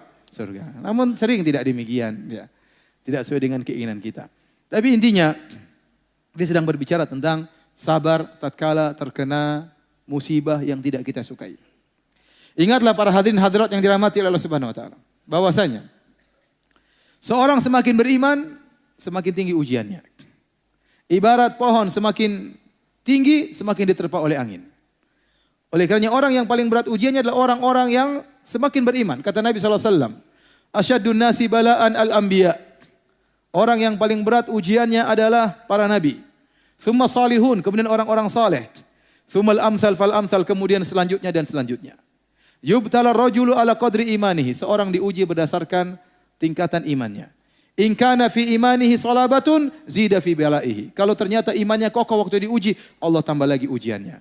Wa in kana fi imanihi riqatun khufifa anhu. Tatkala diuji imannya lemah, Allah turunkan level ujiannya. Idza ahabballahu qauman ibtalahum. Kata Nabi, jika Allah mencintai sebuah kaum, Allah akan uji mereka. Ya. Jadi iman sesuai dengan ujian sesuai dengan kadar keimanan. Makanya kalau antum tanya siapa orang paling diuji? Nabi Muhammad SAW. Ujiannya luar biasa. Saya ceritakan sebagian ujian Nabi SAW. Biar antum tahu bahwasanya masuk surga tidak semudah yang dibayangkan. Perlu perjuangan. Nabi SAW lahir dalam kondisi yatim. Sudah enggak punya bapak. Kemudian dia dipelihara di Taif bersama ibu susuannya. Kemudian diambil lagi oleh ibunya. Pisah dari ibunya. Kemudian baru tinggal sama ibunya. Ya, sampai dia berumur 6 tahun. Waktu dia umur 6 tahun, ya lagi sayang-sayangnya kepada ibunya. Dia baru bertemu dengan ibunya 2 tahun. Karena dia tinggal di Taif sampai 4 tahun. Rasulullah SAW 2 tahun mau diambil sama ibunya. Halimah Sa'diyah melarang, jangan. Karena waktu Nabi bersama dia banyak keberkahan. Akhirnya ditahan sampai 4 tahun. Setelah 4 tahun baru diambil oleh ibunya. Kemudian ditinggal bersama ibunya. Lagi dia sayang-sayang sama ibunya. Suatu hari ibunya pergi ke kota Madinah. Mengunjungi kerabatnya. Kemudian pulang menuju kota Mekah. Di tengah perjalanan suatu tempat namanya Abwa. Ibunya meninggal di situ. Sakit kemudian meninggal dunia. Bayangkan si kecil Muhammad SAW. Melihat ibunya sakit sampai meninggal. Ini ujian luar biasa. Dan dia dalam kondisi sendiri. Ibunya tidak meninggal di Madinah tempat kerabatnya. Atau tidak meninggal di Mekah tempat om-omnya. Seandainya meninggal di Mekah tentu omnya akan datang. Om-omnya akan datang memeluk dia. Seandainya meninggal di Madinah mungkin kerabatnya akan datang. Lagi safar di tengah perjalanan meninggal dunia. Abwa. Umur 6 tahun lihat ibunya sakit sampai meninggal, tidak ada keluarga sama sekali. Bayangkan bagaimana beratnya ujian Rasulullah SAW. Kemudian Rasulullah SAW tinggal bersama kakeknya. Sampai 8 tahun kemudian tinggal bersama pamannya Abu Talib. Abu Talib seorang yang miskin. Sehingga Nabi SAW di antara kegiatannya mengembalakan kambing, membantu pamannya. Masih kecil Nabi kerja mengembalakan kambing, kambing milik orang, dapat kororit, sedikit upah untuk dia bantu pamannya. Kemudian akhirnya Rasulullah SAW pada usia 25 tahun menikah dengan seorang wanita Khadijah radhiyallahu taala anha. Kemudian Nabi tinggal bersama Khadijah selama 25 tahun. Betapa cintanya Nabi kepada Khadijah sampai Nabi berkata, "Inni qad ruziktu hubbaha." Aku telah dianugerahi oleh Allah mencintai Khadijah. Kenapa Nabi begitu cinta sama Khadijah? Karena Khadijah wanita sangat salehah. Istri sangat soleha. 25 tahun tidak pernah angkat suara di hadapan Nabi SAW. Apakah ada istri yang seperti zaman now? Ya. Tidak pernah angkat suaranya. Ya. Kalau ada saya kasih HP. Ada yang istrinya nggak pernah angkat suaranya? Luar biasa, 25 tahun tidak pernah angkat suaranya. Selalu sayang kepada Nabi. Teman curhat Nabi. Nabi di luar dimaki-maki sama orang musyrikin. Dituduh orang gila, dituduh penyihir, dituduh dukun, dituduh majnun, dituduh macam-macam pembohong. Padahal Nabi dari, kalau kita katakan dari nasab yang sangat tinggi. Tetapi dituduh dengan tuduhan tidak. Dia butuh teman curhat. Di mana? Di rumahnya Khadijah radhiyallahu taala anha. Ini Nabi sangat cinta kepada Khadijah. Bagaimana patuhnya Khadijah waktu Nabi SAW pertama kali dapat wahyu. Nabi SAW tiba-tiba hubiba ilaihi al-khala. Rasulullah SAW ingin bersendirian. Maka dia minta izin sama istrinya ingin berkhalwat pergi ke Gua Hira. Minta bekal. Istrinya enggak tanya macam-macam. Mas, udah sini aja mas. Nang kene wae mas. Lapor sana jauh-jauh naik gunung 600 meter ngapain mas? Enggak, dia bikinkan bekal, dia kasih sama Nabi SAW, Nabi pergi, bayangkan. Nabi naik sampai di atas, Nabi berdiam sana berhari-hari, bekal habis, Nabi pulang lagi. Minta bekal lagi, Khadijah bikin lagi, subhanallah. Selamat jalan suamiku, pergi lagi, bekal habis, pulang lagi, minta kasih lagi, enggak protes. Subhanallah. Ya. Kemudian sampai akhirnya Nabi di Gua Hira, kemudian malaikat Jibril datang memeluknya, melepasnya meluknya, Nabi ketakutan. Sampai Nabi gemetar, Nabi pulang dari gunung ketakutan ketemu istrinya. Nabi berkata langsung, Zammiluni, selimuti aku wahai istriku. Khadijah juga tidak banyak ngomong, langsung ambil selimut. Subhanallah. Tidak mengatakan, "Napa dulu mas? Tunggu dulu mas. Apa ada mas? Tunggu mas, sebentar mas. Tunggu dulu. Saya kan sudah bilang, ngapain ke sana? Coba begini akhirnya. Makanya nurut sama istri." Jangan bilang gue banget ya, jangan. Jadi bayangkan luar biasa. Ambil selimut selesai. Setelah Nabi tenang baru Nabi ngomong sendiri. Laqad khasyitu ala nafsi. Tempat curhatnya. Aku khawatir suatu keburukan menimpa pada diriku. Apa Khadijah? Kata Khadijah menenangkan suaminya. Kallafallahu abshir la yukhzikallahu abada. Demi Allah sekali-sekali Allah tidak akan menghinakan engkau wahai suamiku. Subhanallah. Menenangkan apa? Hati suaminya. Harusnya perempuan seperti itu. Bagian suami kalau pulang dari kantor ngomel sama istrinya. Itu istriku, sayangku. Itu teman di kantor yang kurang ajar. Siapa? Abu Fulan tuh kurang ajar banget. Dia sering nyakiti hati saya. Harusnya istrinya bilang, sabar mas. Istrinya bilang, iya istrinya juga sama itu mas. Diprovokasi. Jadi mau saya, ini saya ingin menggambarkan bagaimana cintanya Nabi kepada Khadijah. Di saat-saat dia lagi diintimidasi oleh orang musyrikin. Sekitar 3 tahun sebelum hijrah. Itu puncak-puncaknya. Kaum musyrikin mengintimidasi Nabi SAW. Keras terhadap sahabat. Di saat puncak-puncaknya Nabi sedang dalam kesulitan, istri yang dia cintai meninggal dunia. Bayangkan. Bagaimana Nabi begitu sedih. Sampai para ulama menamakan tahun tersebut dengan tahun kesedihan. Tidak lain karena Nabi SAW mengalami kesedihan istrinya meninggal. Kemudian tidak lama pamannya, Abu Talib yang selama ini membela dia juga meninggal dunia. Ini ujian Nabi SAW. Nabi SAW punya anak 7. 6 dari Khadijah, 1 dari Maria. Semuanya meninggal di zaman Nabi. Kecuali satu Fatimah. Fatimah radhiyallahu anha meninggal 6 bulan setelah wafatnya Nabi SAW. Yang lainnya meninggal di zaman Nabi. Bayangkan seorang diuji dengan anaknya meninggal satu persatu. Kita ingin tahu ujian Nabi SAW. Ruqayyah meninggal, Ummu Kulsum meninggal, Zainab meninggal.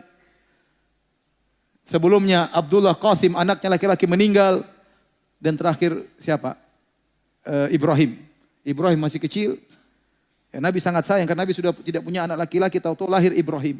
Nabi sangat sayang kepada Ibrahim. Meninggal waktu masih belum umur 2 tahun. Di pangkuan Nabi SAW. Dia sakit, menggeliat kesakitan, wafat di hadapan Nabi SAW. Bayangkan, di pangkuan Nabi. Sampai Nabi SAW menangis.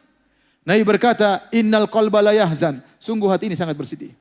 Wa innal aina la tadma. Dan sungguh mata ini mengeluarkan air mata. Wala naqulu illa bima yurdi rabbana, namun kami tidak mengucapkan kata-kata kecuali yang mendatangkan keridhaan Rabb kami. Wa inna bi firaqika ya Ibrahim lamahzunun. Sungguh kami dengan kepergianmu wahai putraku Ibrahim sangat bersedih. Ini ujian Nabi SAW.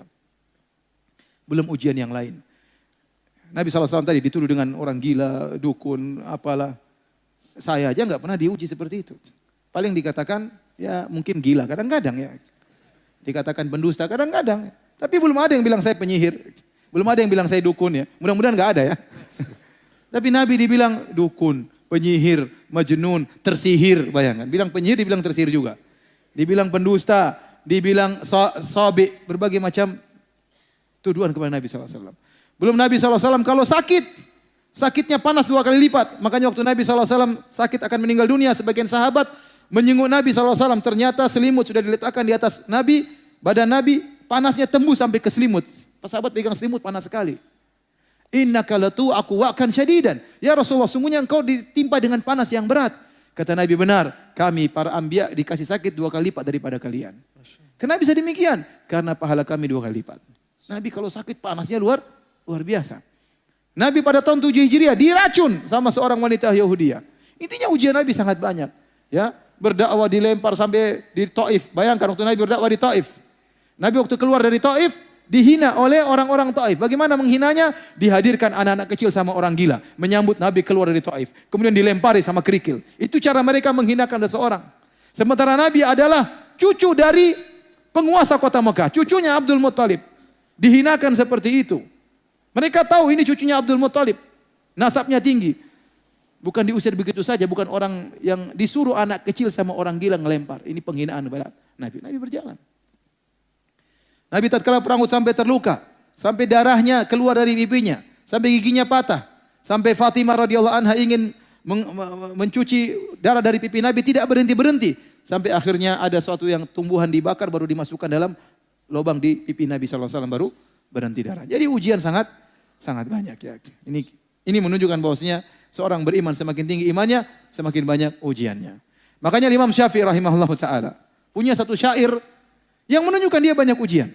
Meskipun dia tidak ungkapkan ujiannya apa. Tapi dia berkata dalam syairnya, Mihanuz zamani kathiratun la tanqadi, wa sururuhu ya'tika kal a'yadi.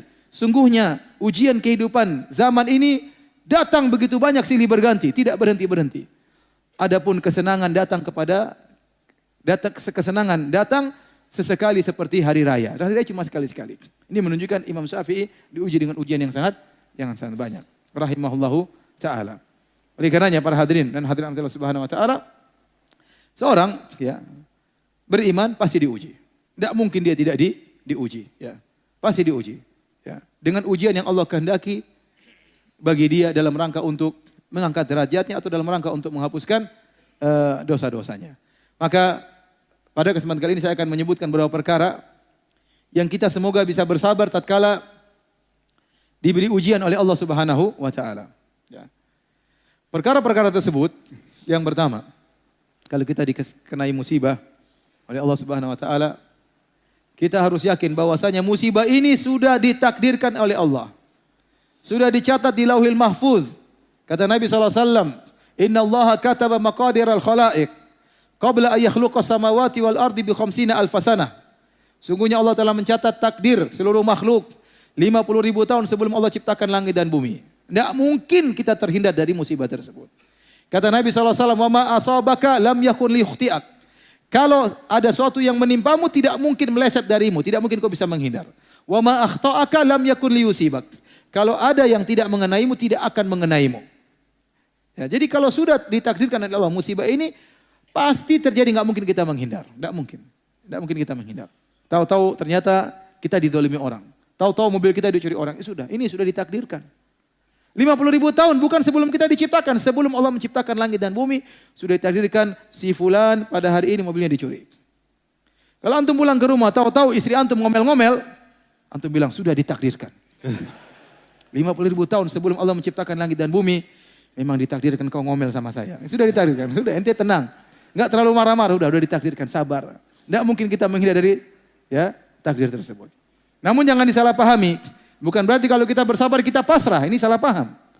Kita terkena musibah, kita berusaha menghadapi musibah tersebut. Contoh, kalau kita sakit bukan berarti pasrah, berobat. Tadawu ibadallah, berobatlah kalian. Makanya sabar itu bukan sama dengan pasrah, bukan. Sabar itu nerima takdir Allah, tidak protes namun berusaha cari solusi, itu sabar. Makanya Allah mengatakan kepada Nabi Muhammad SAW, wasbir kama sabara ulul azmi minar rusul. Bersabarlah engkau wahai Muhammad sebagaimana para rasul ulul azmi. Nah, azm dalam bahasa Arab itu tekad. Tekad. Nah, para rasul disifati oleh Allah dengan dua, sabar dan ulul azm. Sabar dan pemilik tekad yang kuat. Kata para ulama itu dalil bahwasanya sabar itu bukan menghilangkan tekad. Orang bersabar terkena musibah, dia berusaha cari solusi. Kalau dia dapati istrinya akhlaknya buruk, bukan kemudian dia pasrah. Dia berusaha dakwah istrinya, dia ajak ke pengajian, dia nasihati. Tapi kalau istrinya ngomel, dia sabar. Sabar. Sudah tercatat 50.000 tahun sebelum Allah ciptakan langit dan apa? Bumi. Sama kalau suaminya ya jahat atau sering menyakiti, sudah ditakdirkan, mau diapain? Tapi bukan berarti kita pasrah. Kita pasrah terhadap takdir Allah, tapi kita berusaha mencari solusi. Ini yang pertama. Kalau kita beriman dengan takdir, perkara lebih ringan. Orang mencaci maki kita, orang menghina kita, orang tuduh kita dengan tuduhan yang tidak-tidak, mau diapain? Sudah ditakdirkan. Tidak bisa kita menghindar. Ma asabaka lam yakun liyukhti'ak. Apa yang menimpamu tidak bisa kau hindari, kata Nabi SAW. Baik, ini yang pertama. Mudahkan kita untuk bersabar. Yang kedua para hadirin, agar kita mudah bersabar. Yakinlah bahwasanya segala musibah yang menimpa kita, kalau kita bersabar menghadapinya, kita akan mendapatkan dua kemuliaan. Pertama, dosa-dosa kita dikurangi. Yang kedua, derajat kita ditinggikan. Tidaklah musibah menimpa kita ini kecuali akibat ulah perbuatan kita. Kata Allah Subhanahu wa taala, "Wa ma asabakum min musibatin fabima kasabat aydikum." Tidak ada musibah yang menimpa kalian, musibah apapun kecuali akibat ulah perbuatan kalian. Sampai ulama mengatakan semuanya, ente gelisah, ente sedih, Anda ketakutan, apa saja musibah, sampai musibah kecil yang menurut kita ringan itu musibah. Itu semua karena dosa-dosa. Makanya Nabi SAW bersabda, "Ma yusibul mu'min min wasabin wala nasabin wala hammin wala hazanin wala ghammin wala adhan wala syauka yushakuha illa kafarallahu bihi khatayahu." Kata Nabi SAW, tidaklah sesuatu pun menimpa seorang mukmin. Apakah dia sakit? Sakit ini akibat dosa-dosa kita. Makanya Nabi SAW pernah bersabda, la tasubul humma, jangan kalian mencaci maki demam. Fa innaha tudhibul khataya kama yudhibu al-kir khabathal hadid. Karena sungguhnya demam itu bisa menghilangkan, menggugurkan dosa-dosa. Sebagaimana alat pandai besi menghilangkan karat dari besi. Jadi sakit itu kalau kita sabar mengurangi dosa-dosa kita. Sabar yang penting. Kata Nabi, tidaklah menimpa seorang mukmin kecuali akan menghapuskan dosa-dosanya. Baik sakit atau letih, bahkan letih. Wala hazanin, kesedihan tentang masa lalu. Teringat terus gak hilang-hilang. Sedih terus, kesedihan hati. Ini menghilangkan dosa-dosa. Wala hammin, kekhawatiran tentang masa depan, nanti bagaimana, kekhawatiran tentang ekonomi, tentang kesehatan, tentang rumah tangga, kekhawatiran. Ini juga kalau kita menghadapi dengan sabar, menghilangkan dosa-dosa. Ya, kemudian apa? Wala ghammin, kegelisahan. Subhanallah, kata sebagian ulama, terkadang Anda bersyukur, tiba-tiba Anda gelisah. Ada apa gelisah? Tidak tenang. Itu cara Allah membersihkan dosa-dosa dari Anda. Anda tidak dimiskinkan oleh Allah, tidak dimiskinkan, Anda tidak dijadikan anak Anda meninggal dunia, cuma dikasih kegelisahan. Itu sebenarnya menghilangkan apa? Dosa-dosa. Kemudian wala adzan, tidak ada gangguan dari orang lain. Mungkin orang maki-maki, orang mencaci maki, orang menghina, orang mengambil harta kita, merebut harta kita, ya. Wala syauka, bahkan duri yang mengenainya kecuali akan menghapuskan dosa-dosanya. Ini dalil bahwasanya segala musibah yang menimpa kita akan menghapus dosa-dosa kita. Dengan syarat ikhwan, kita bersabar. Karena kata para ulama, musibah yang menimpa kita ini tidak serta-merta akan mengangkat derajat kita, menghapuskan dosa-dosa kita. Tidak serta-merta. Akan bisa menghapuskan dosa dan mengangkat derajat kalau kita bersabar. Kalau kita bersabar. Ya. Suatu hari Nabi SAW melihat seorang wanita, seorang ibu anaknya meninggal dunia. Maka ibu ini pergi ke kuburan menangis-nangis. Maka Nabi datangi ibu tersebut. Nabi bernahi mungkar. Tidak boleh meratapi seperti itu di kuburan. Maka Nabi mengatakan, ya hadza isbiri wahtasibi. Wahai fulana, bersabarlah dan haraplah pahala dari Allah Subhanahu wa taala. Wanita ini tidak lihat Nabi, maka dia marah. Dia mengatakan, ilaika anni, pergi engkau. Innaka lam tusab bi musibati. Kau tidak pernah mengalami apa yang aku alami. Padahal Nabi anaknya semua meninggal, bukan cuma dia. Nabi ulangi lagi. Nabi tidak emosi, Emang kamu aja yang anakmu meninggal? Saya juga anak saya meninggal. 5-5-nya, 6-nya semua meninggal. Enggak, Nabi diam aja. Nabi mengatakan, ya hadza isbiri wahtasibi. Wahai fulana, bersabarlah, haraplah pahala dari Allah. Dia mengulangi lagi, ilaika anni, pergi engkau. Waktu dia lihat ternyata Rasulullah SAW. Maka dia minta uzur, maaf ya Rasulullah, saya tidak tahu. Kata Rasulullah SAW, innama sabru inda sodamatil ula. Kesabaran yang sungguhnya tatkala pertama kali terkena musibah. Itu bukti seorang beriman kepada Allah. Makanya kalau kita pertama kali terkena musibah langsung bilang apa? Inna lillahi wa inna ilaihi raji'un. Allahumma ajurni fi musibati hadha wa akhlufni khairan minha. Ya Allah, berilah aku pahala dalam musibahku ini, gantilah aku yang lebih baik. Begitu kita kena musibah apa saja, langsung ucapan pertama, inna lillahi wa inna ilaihi raji'un. Kita ini milik Allah. Jangan kalau kita saja milik Allah, apalagi harta kita, apalagi mobil kita, apalagi rumah kita, apalagi anak kita, apalagi istri kita saja milik Allah. Semuanya milik Allah dan dia akan kembali kepada Allah. Kalau Allah mau ngambil titipannya, terserah Allah Subhanahu wa taala. Ya. Oleh karenanya, ya, kalau kita pertama kali terkena musibah, jangan lupa langsung bilang apa? Inna lillahi wa inna ilaihi raji'un. Ya Allah, berilah aku ganjaran dengan musibahku ini. Ini yang pertama, segala musibah menghilangkan dosa-dosa. Yang kedua, yang berikutnya, musibah itu mengangkat derajat. Kata Ibnu Qayyim rahimahullahu taala, bisa jadi Allah ingin memasukkan, Allah cinta kepada hambanya ini. Allah ingin masukkan dia ke dalam surga yang tinggi, tetapi amalan dia tidak cukup untuk mendongkraknya. Tidak cukup untuk menaikkannya ke surga yang tinggi tersebut. Amalan tidak cukup, salat malamnya tidak cukup, sedekahnya tidak cukup, baktinya sama orang tidak cukup. Allah ingin dia di surga yang lebih tinggi. Bagaimana cara Allah agar dia bisa masuk surga yang lebih tinggi? Allah kasih musibah. Supaya kualitas imannya lebih tinggi, supaya pahalanya lebih banyak. Maka tatkala dikasih musibah, maka dia bisa naik ke surga yang lebih tinggi. Maka seorang husnudzon tatkala dikasih musibah. Ya, kalau tidak mengangkat derajat bisa menghilangkan apa? Dosa-dosa. Taib.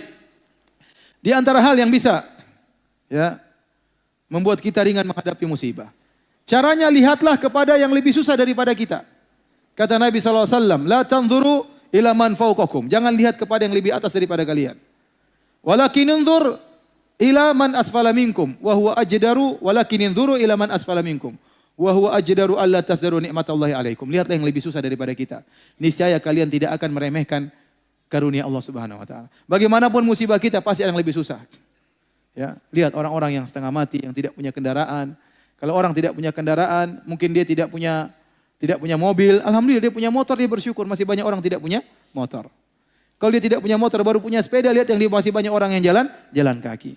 Kalau dia jalan kaki, tidak punya motor, tidak punya sepeda, masih banyak orang cacat tidak bisa jalan. Dia bersyukur kepada Allah Subhanahu wa taala. Kalau dia naik kursi roda, dia bersyukur masih banyak orang tergeletak di rumah sakit tidak bisa apa-apa. Jadi selalu lihat yang di bawah, selalu lihat yang di bawah. Ya. Subhanallah, saya tadi ngomong begini ya, semuanya ini teori ya. Prakteknya susah. Tapi harus kita latih diri kita supaya kita bisa bersabar. Lihat ke bawah. Lihat orang-orang yang hidupnya rumahnya ada subhanallah rumah cuma mungkin 3x4. Di situ tempat tidur dia, tempat masak dia. Anaknya berapa, suami istri. Saya kemarin baru ada orang, saya dikirim videonya sedih banget ya. Jadi orang itu punya anak, anaknya sakit. Dia nggak bisa ngobati anaknya, nggak punya uang. Ini baru meninggal kemarin anaknya. Dia nggak bisa punya uang. Akhirnya apa yang dilakukan? Dia cuma ruqyah. Gak punya uang. Akhirnya meninggal anaknya. Subhanallah. Kita alhamdulillah masih bisa berobat. Masih. Ada orang anaknya sakit yang gak bisa mengobati. Anaknya satunya sakit juga di rumah sakit. Gak bisa dia bawa pulang. Kenapa? Belum bisa menembus apa? Obat. Coba. Orang masih banyak ya. Yang susah, lebih susah daripada kita. Makanya sekali-sekali kita bawa anak-anak kita. Ya suruh lihat tuh orang susah-susah. Lihat yang anak. Ada yang susah, suruh kerja masih kecil. Agar anak-anak kita itu pandai bersyukur. Bersabar dengan apa yang menimbanya. Istri kita juga kita bawa, jangan ke mall terus. Kita bawa sana ke orang susah. Nih, istriku nih orang susah. Suruh dia lihat bagaimana orang susah. Mau beli lift aja gak punya duit. Ya. Mau beli sendalnya cuma satu rusak-rusak. Biar gak browsing sendal terus. Gak browsing tas terus. Bawa ke orang susah. Kalau perlu bawa ke kuburan biar segera. Segera beriman. Ya, jadi ini cara kita untuk apa? Untuk bersabar. Lihat masih banyak orang lebih susah daripada kita. Alhamdulillah kita kena musibah. Bukan musibah dalam agama. Ada orang terkena musibah. Dunia tidak kena musibah. Tapi musibahnya kena agamanya. Tadinya rajin sholat 5 waktu, enggak lagi sholat 5 waktu. Tadinya sudah bertobat Meninggalkan musik-musik, kembali lagi dengar musik-musik, joget-joget lagi, kasihan. Tadinya ikut pengajian, sudah nggak ikut pengajian lagi. Tadinya bersedekah, jadi pelit. Ini namanya musibah dari sisi agama. Makanya Nabi berdoa, wala taj'al musibatana fi dinina. Ya Allah, janganlah kau jadikan musibah kami pada agama kami. Musibah pada dunia lebih ringan, tapi kalau musibah pada agama, tadinya kita rajin baca Quran, enggak jadi rajin lagi. Tadinya sholat bisa khusyuk, enggak khusyuk lagi. Tadinya bisa menangis mendengar lantunan bacaan imam, tidak bisa menangis lagi. Hati jadi kaku. Ini musibah dalam agama. Ini lebih parah daripada musibah dalam dunia. Ya. Oleh karenanya kalau kita kena musibah dunia, lihat yang lebih ringan, lebih parah daripada kita masih banyak. Kemudian di antara hal yang membantu kita untuk bisa merasa ringan menghadapi musibah, yakinlah bahwasanya apa yang Allah takdirkan lebih baik bagi kita. Al khair khiratullah. Ada istilah yang terbaik adalah pilihan apa? Allah Subhanahu wa taala. Dan Allah sebutkan dalam Al-Qur'an, ya. Wa asa an takrahu syai'an wa huwa khairul lakum. Wa asa an tuhibbu syai'an wa huwa syarrul lakum. Wallahu ya'lamu wa antum la ta'lamun. Bisa jadi kau benci kepada sesuatu ternyata lebih baik bagimu. Dan bisa jadi kau cintai sesuatu ternyata lebih buruk bagimu. Contoh sederhana, sekedar ilustrasi. Misalnya ada seorang, dia baru beli mobil baru, tahu-tahu mobilnya dicuri orang. Segera dia positive thinking, husnudzon kepada Allah. Bisa jadi kalau dia mobilnya tidak dicuri, kemudian nenek mobil ini tahu-tahu ketabrak misalnya. Kita nggak tahu. Allah selamatkan dia dari tabrakan tersebut dengan mobilnya dicuri. Bisa jadi dia daftar, kemudian dia ingin ikut pilkada, ingin jadi bupati, ingin jadi gubernur misalnya. Tahu-tahu dia kalah. Mungkin itu yang terbaik. Bisa jadi dia bupati jadi sombong angkuh. Bisa jadi dia kemudian nyuri harta negara. Dia nggak tahu. Dia nggak tahu. Ada orang-orang yang Allah jauhkan dari kenikmatan karena itu lebih baik bagi dia. Ada orang berdoa setiap malam kepada Allah, ya Allah lunasi hutang-hutangku. Tapi Allah tidak lunaskan hutang-hutangnya. Kenapa? Karena Allah tahu kalau dia lunasi hutangnya tidak sholat malam lagi. Udah biar dia berhutang terus sehingga tiap malam berdoa kepada Allah Subhanahu wa taala. Allah lebih tahu. Ada orang yang memang Allah kasih dia kaya, kalau dia miskin dia nggak bisa. Kalau dia miskin maka dia merampok, dia mencuri, dia tidak bisa sabar, maka Allah kasih dia kenikmatan. Ada orang dikasih miskin, Allah itu lebih baik bagi dia. Jadi kita selalu berpikiran baik bahwasanya al khair khiratullah. Yang terbaik adalah pilihan Allah Subhanahu wa taala. Ada suatu cerita ini tersebar di internet, wallahu a'lam akan benarnya. Kalau tidak benar mungkin ini sekedar ilustrasi. Tentang seorang menteri yang dia selalu jika melihat orang terkena musibah dia selalu berkata al khairu khiratullah. Yang terbaik adalah pilihan Allah. Dia selalu mengatakan demikian. Setiap orang terkena musibah dia datang, dia nasihati, ya akhi, yang terbaik pilihan Allah Subhanahu wa taala. Ada orang terkena musibah dia datang lagi, ya akhi, yang terbaik adalah pilihan Allah Subhanahu wa taala. Sampai suatu hari sang raja tidak sengaja jarinya putus. Maka menteri itu pun datang. Menteri bilang, wahai raja, yang terbaik pilihan Allah. Rajanya marah. Kurang ajar, ini terbaik pilihan Allah, jadi saya putus. Penjarakan menteri ini. Akhirnya menteri tersebut dipenjara. Waktu dia dipenjara dia mengatakan, al khair khiratullah. Yang terbaik pilihan Allah. Saya dipenjara lebih baik. Akhirnya satu hari sang raja keluar bersama sebagian pengawalnya berburu. Berburu dia pergi mengejar buruan. Tahu-tahu mereka pergi jauh. Terjebak di suatu kabilah-kabilah tertentu. Penyembah ruh. Akhirnya mereka mengepung raja dan pengawalnya, ditangkaplah raja dan pengawalnya. Waktu ditangkap mereka dibunuh, mau diserahkan kepada ruh yang mereka sembah atau jin yang mereka sembah. Maka dibakar satu-satu. Pengawalnya dibakar sampai kepada sang raja waktu mau dibakar, dilihat ternyata jarinya hilang satu. Ini cacat, tidak pantas disembahkan kepada ruh kita. Udah kamu pulang aja. Disuruh pulang, kenapa? Cacat. Subhanallah, baru dia ingat perkataan menteri tadi. Iya benar ya. Yang terbaik pilihan Allah. Kalau jari saya tidak putus, mungkin saya sudah apa? Dibakar. Akhirnya dia segera pulang, dia ketemu sang menteri, dia berterima kasih. Kata dia, menteri benar perkataanmu. Kalau bukan karena jari ini putus, mungkin saya sudah dibakar. Tapi ngomong-ngomong, kamu waktu di penjara kamu bilang yang terbaik pilihan Allah. Apa yang baik bagimu? Wahai raja, kalau saya tidak di penjara, saya ikut sama kamu, saya dibakar juga. Kalau alam benar atau tidak, ini sekedar ilustrasi. Maksud saya, seorang hendaknya husnudzon, apapun yang menimpa dia, berprasangka baik, ya bahwasanya pilihan Allah adalah yang terbaik. Benar, kita tidak tahu hal yang gaib. Yang tahu adalah Allah Subhanahu wa taala. Yang tahu adalah Allah Subhanahu wa taala. Saya dulu pernah punya kejadian, saya ingin beli rumah. Bukan beli rumah, mau dibelikan orang. Saya ingin dibelikan rumah oleh saudara, kerabat. Waktu harganya sekitar 47 juta kalau nggak salah. Rumah mungkin 150 meter, ya bagus lah ya. Bagi orang yang tidak punya rumah sangat bagus. Saya tidak punya apa-apa waktu itu ya. Akhirnya saya tawar, orangnya mau jual. Saya bahagia sekali. Wah, alhamdulillah nih dapat rumah, nggak keluar uang 1 rupiah pun bisa saya tempati. Tahu-tahu ada ikhwan ya yang nyelonong masuk, tawar lebih tinggi. Entah dia tawar 50 juta, pokoknya lebih mahal. Itu sekitar tahun 2000-an ya. Namanya penjual, dikasih pilihan 45 sama 50, dia pilih mana? Ya 50 lah. Akhirnya saya sampaikan sama ikhwan tersebut, saya kan sudah tawar di luar. Ikhwan tersebut alasan, enggak ini saya darurat karena untuk kakak saya macam-macam. Akhirnya enggak jadi apa? Beli rumah di situ. Akhirnya istri saya nangis waktu itu. Aduh ini nangis, saya bilang sabar. Sayang sabar, ini rumah kecil enggak cocok buat kita. Allah mau ganti yang lebih besar, alhamdulillah. Sekarang lebih besar, alhamdulillah.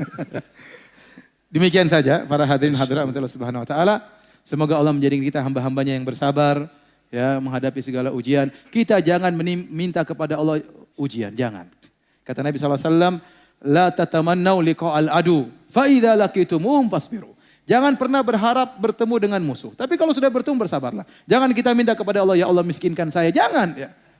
Ya Allah, hilangkanlah mobil saya, jangan. Kita jangan minta diuji. Ya, kita minta al-afiyah, ya Allah berilah keselamatan bagiku. Tetapi kalau ternyata kita diuji harus apa? Harus bersabar. Demikian, wallahu ta'ala alam bisawab. Masya Allah. Syukran Ustaz, jazakallah khair atas penyampaian materinya. Dan nampaknya mohon izin ya, Haril. Iya, kayaknya Mengingat sudah waktu, mendekati kita waktu akan segera mobilisasi ke bawah. Dan soal jawab dialog akan dilaksanakan di tenda iftar. Ya, insya Allah kita mulai bergerak ke bawah untuk ke tenda. Dan mohon ikuti arahan dari panitia. Baik, silakan. Belakang. Itu tuh di sini kelihatan dia. Kelihatan ya bro ya? Kelihatan ya itu ya? Oke, mohon sebutkan nama dan domisili ya. Bismillahirrahmanirrahim. Assalamualaikum warahmatullahi wabarakatuh. Waalaikumsalam warahmatullahi wabarakatuh. Ustaz, Dana mau tanyakan begini Tad. Boleh tahu namanya dulu? Oh, nama dan domisili? Mane Hadi di tempat. Silakan Hadi. Baik, Mas Adi silakan. Ya, Ustaz mau tanyakan gimana kesabaran kita dalam mendakwahkan orang tua. Karena orang tua itu sangat sensitif sama sekali. Kita bilangin malah langsung membalikan dengan kata-kata yang tidak baik apa gimana gitu. Masya Allah. Sampai gimana untuk beribadah kita membolehkan untuk memaksa beliau untuk ibadah atau memboikotnya diperbolehkan apa gimana Tad? Syukran jazakallahu khairan. Terima kasih Mas Bro. Terima kasih Hadi. Silakan Ustaz. Tidak ada yang paling membuat kita bisa sabar mendakwai orang tua kecuali kita ingat bagaimana sabarnya orang tua merawat kita ya. Kita dulu masih kecil ya. Bagaimana merepotkan orang tua. Mungkin antum tidak tahu karena antum sudah nikah belum? Masih jomblo kan? Makanya belum tahu ya. Kalau kita sudah nikah kita tahu bagaimana susahnya istri kita tatkala merawat anak kita. Bagaimana waktu anak kita dalam kandungan istri kita. Istri kita muntah-muntah, sakit, perlu dipijit, sampai masuk rumah sakit. Tatkala melahirkan bertarung dengan kematian ya. Waktu lahir juga merepotkan dan banyak ya. Kalau anak kita sudah sakit sampai istri kita nggak bisa tidur ngelihat anak kita ya. Dan terus ya, tatkala kita ingat ini semua bahwasanya orang tua kita sudah bersabar merawat kita dengan sesabar-sabarnya, maka kita dakwahi mereka itu jauh lebih ringan daripada sabarnya mereka terhadap kita. Ya, masa kemudian orang tua tidak menerima kemudian kita marah, kita boikot. Coba kalau dulu orang tua kita gitu. Nak cebok sendiri, nggak mau cebok sendiri, tinggal sudah. Kamu cebok sendiri, mati biarin kan? Repot ya. Orang tua kita sabar, sampai terkadang sebagian orang tua mengorbankan hartanya agar kita bisa sekolah, agar kita bisa jadi orang istilahnya. Nah kalau kita dakwai orang tua kita tidak terima, sabar. Tetap dengan kata-kata yang halus, tutur kata yang halus, tetap menjaga tutur kata kita terhadap orang tua. Kemudian di antara cara terbaik mendakwai orang tua dengan akhlak yang mulia. Kalau kita sudah punya kelebihan harta, seringlah memberi pemberian kepada orang tua. Kita ambil hati mereka. Tunjukkan bahwasanya kalau kita sudah ngaji, kita lebih menghormati orang tua, lebih patuh sama orang tua, lebih sabar terhadap orang tua. Dan kita waktu berdakwah, cari waktu-waktu yang pas. Kalau kita lagi dakwah orang tua kita melawan, ya sudah kita berhenti dulu. Nanti ada kesempatan lain, kita sampaikan lagi dengan logika, dengan dalil. Dan jangan lupa berdoa tiap malam. Karena yang membolak-balikkan hati adalah Allah Subhanahu wa Ta'ala. Ya. Saya ingat ada teman saya ya, dia mendakwahi orang tuanya dari non-muslim. Dia dakwai tidak menerima. Kapan diterima? Tatkala orang tuanya sakit dan dia yang setia menemani orang tuanya. Dia setia, dia rawat sampai pas mau meninggal masuk Islam. Ya, sabarnya luar biasa merawati orang tuanya. Justru kita tidak tahu hidayah kapan datang kepada orang tua kita. Perbanyak doa, terutama di bulan Ramadan, doain agar orang tua dapat hidayah. Allah alam bisawab. Masya Allah. Masya Allah. Demikian Ustaz. Dan Haril mohon izin bahwasanya Mike Ahmad mungkin nggak sampai, tapi ada pertanyaan tertulis. Dari kertas, oke Ya, silakan, baik. silakan.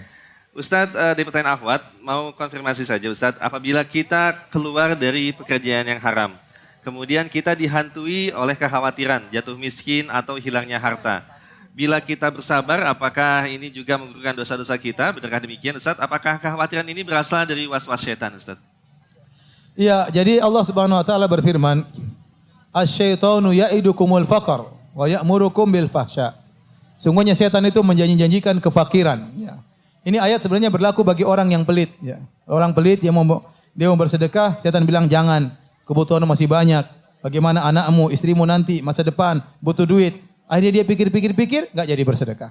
Iya benar ya, rumah belum punya, ini belum punya, akhirnya enggak jadi bersedekah. Dan setan menyuruh dia kepada perbuatan yang fahsya. Tapi demikianlah setan menakut-nakuti kita dengan kefakiran. Kita tatkala meninggalkan suatu yang haram karena Allah Subhanahu wa taala, yakin dengan sabda Nabi sallallahu alaihi wasallam, "Man taraka syai'an lillah, awadhahu Allahu khairan minhu." Barang siapa meninggalkan suatu karena Allah, Allah akan berikan ganti yang lebih baik. Kita bertekad, kita keluar bukan karena takut cacian masyarakat, bukan karena takut cacian teman-teman, tidak. Kita keluar karena Allah. Jadi bulatkan tekad. Saya keluar ini karena Allah, karena takut dengan azab Allah, dan saya siap menghadapi ujian, tapi saya berharap Allah berikan kemudahan. Minta kepada Allah Subhanahu wa taala. Nah, kalau kita keluar, terus berdoa kepada Allah. Kalau kita bertakwa, kata Allah, "Wa may yattaqillaha yaj'al lahu makhraja." Mungkin kita diuji. Mungkin susah cari kerja, mungkin ini, mungkin anu, tapi kita sabar. Allah berfirman, barang siapa yang bertakwa kepada Allah, pasti Allah akan berikan solusi. Wa yarzuquhu min haitsu la yahtasib. Dan Allah akan berikan rezeki dari arah yang tidak dia sangka-sangka. Ini benar-benar dirasakan oleh orang yang beriman. Tanyakan kepada banyak orang beriman.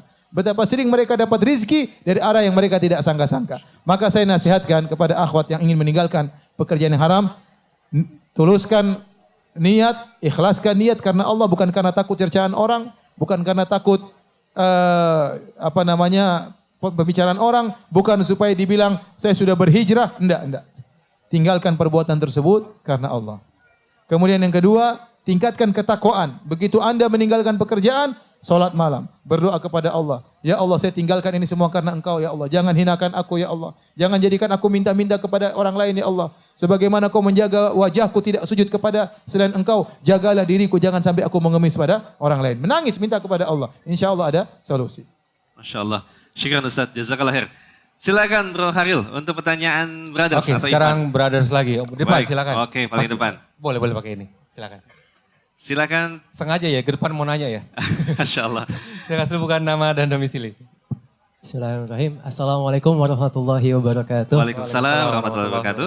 Nama saya Lutfi dari Depok. Silakan Mas Lutfi. Saya calon mahasiswa yang insya Allah nanti tanggal 15 mau ujian di UIN Syarif Hidayatullah. Masya Allah. Nah, jadi salah satu dari hal yang menarik dari Al-Azhar ini saya tahu adalah wasatiyatul Islam.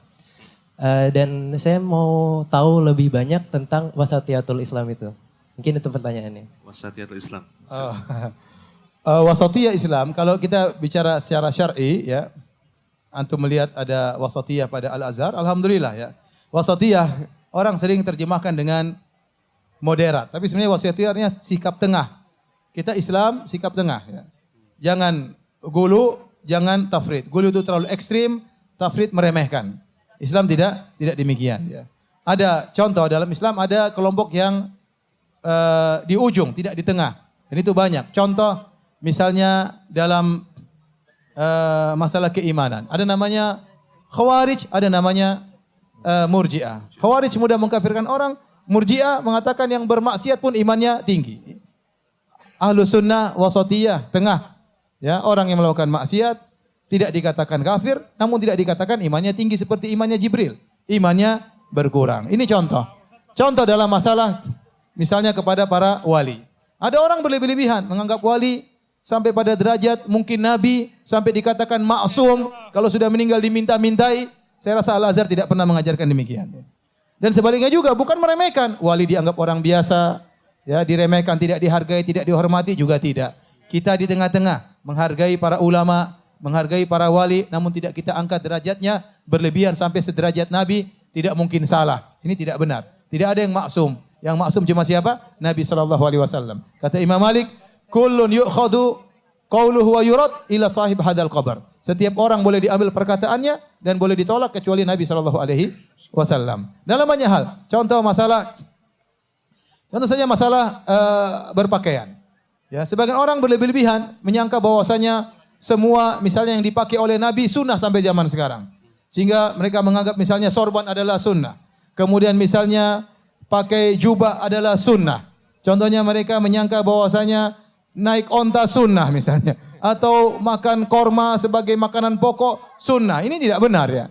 Itu namanya perkara-perkara jibili, perkara-perkara adat di zaman Arab. Bukan itu sunnah. Yang sunnah adalah pakaian yang syar'i, menutup aurat, ya.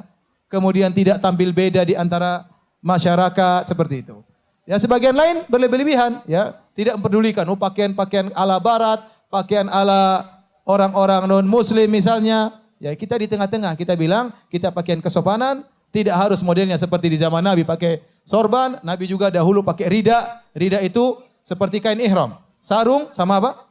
Sama selendang. Dulu pakaian sehari-hari Nabi SAW. Terkadang dia pakai jubah, terkadang dia pakai rida. Makanya tadi saya sebutkan waktu Nabi mengalami di perang Badar, Nabi berdoa sampai ridanya jatuh. Kemudian diambil oleh Abu Bakar. Kalau zaman sekarang ada orang ingin menjalankan sunnah Nabi, kata dia, sunnah Nabi kita pakai pakaian seperti Nabi SAW. Ya udah, ente pakai sarung, pakai selendang, ente jalan di tengah kota. Apa kata orang ya? Apalagi masuk kantor, tentunya tidak benar. Bukan begitu maksud Nabi. Maksudnya ente pakai pakaian seperti di Indonesia, pakai pakaian Islami, pakai koko, pakai ya enggak apa-apa, pakai celana, tapi yang penting kesopanan. Ya, jadi kita di tengah-tengah dalam segala hal, ya. Dalam segala hal. Itu namanya wasatiyah, dalam akidah, dalam akhlak, kemudian dalam ibadat, ya, ini ada wasatiyah. Masya Allah.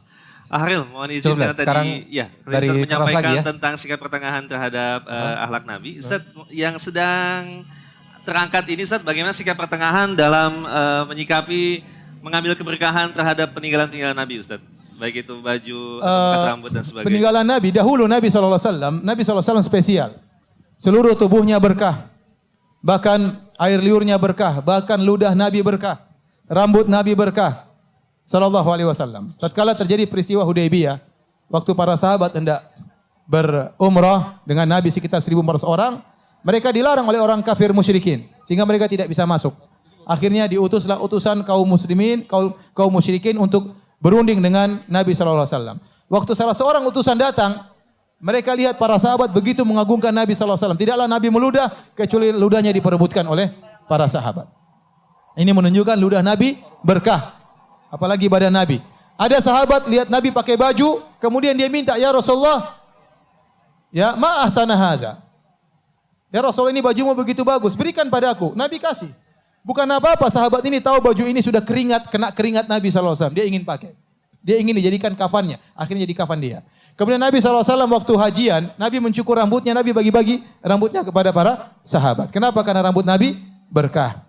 Nah, yang jadi masalah, peninggalan-peninggalan Nabi tersebut, yang ada zaman sekarang, tidak ada satupun yang bisa dipastikan itu benar-benar dari jasad Nabi SAW. Tidak ada yang bisa dipastikan. Ya, saya tinggal di Arab Saudi sih, tidak ada peninggalan-peninggalan Nabi SAW seperti itu. Kemudian zaman sekarang, ada orang bilang ini rambut Nabi, dan ini sering terjadi. Dulu ada sempat orang bawa rambut Nabi, katanya rambut Nabi 15 meter katanya, rambut Nabi SAW. Jadi, benarkah? Dari mana? Benarkah ini? Dari mana Anda yakin ini adalah rambut Nabi? Mana sanadnya? Mana buktinya? Adakah periwayatan rambut dinukil dari atas ke bawah Dari kakek saya, dari kakek saya, dari kakek saya terus. Kemudian kakek-kakek ini siapa yang bisa memeriksa kesikohannya, dia amanah atau tidak. Jangan-jangan di tengah ada yang bohong.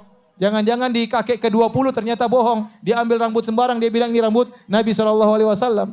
Masalahnya kita ingin bertabaruk dengan rambut tersebut. Maka kita harus bisa pastikan rambut ini benar-benar dari Nabi SAW. Apalagi dari luar negeri dibawa ke tanah air. Ada buktinya atau tidak? Kalau ada, silakan. Silakan Anda mencium rambut tersebut. Itu rambut Rasulullah SAW. Ya. Tidak mengapa. Tetapi kalau tidak ada dalilnya, tidak ada buktinya, yakin bahwa ini rambut Nabi, maka tidak boleh. Hukum asal tidak boleh kita bertabaruk dengan benda-benda yang tidak jelas. Ya, karena itu termasuk syirik kecil. Tidak boleh. Oleh karenanya, seorang dalam hal ini dia harus hati-hati. Kalau ada buktinya, dan sampai sekarang Allah mengatakan tidak ada buktinya. Tidak ada buktinya. Tidak ada yang bisa pastikan bahwasanya masih ada rambut Nabi yang tersisa. Kalau ada, datangkan buktinya, mana sanadnya, siapa yang bisa periksa apa? Rawi-rawi yang menyampaikan tersebut. Karena orang banyak berbohong. Hadis-hadis Nabi saja mereka bohong. Ada orang palsukan ribuan hadis Nabi, apalagi sekedar rambut. Hadis saja mereka palsukan. Habis lebih mulia mana, hadis atau rambut? Hadis Nabi, ajaran lebih afdal. Itu pun ada yang palsukan sampai ribuan hadis. Ya, sekarang rambut bisa jadi orang bilang ini rambut Nabi, mana buktinya? Ya. Mana buktinya Anda bisa pastikan bahwasanya rambut Nabi? Kalau ada, silakan Anda mengambil berkah dari rambut tersebut. Ya.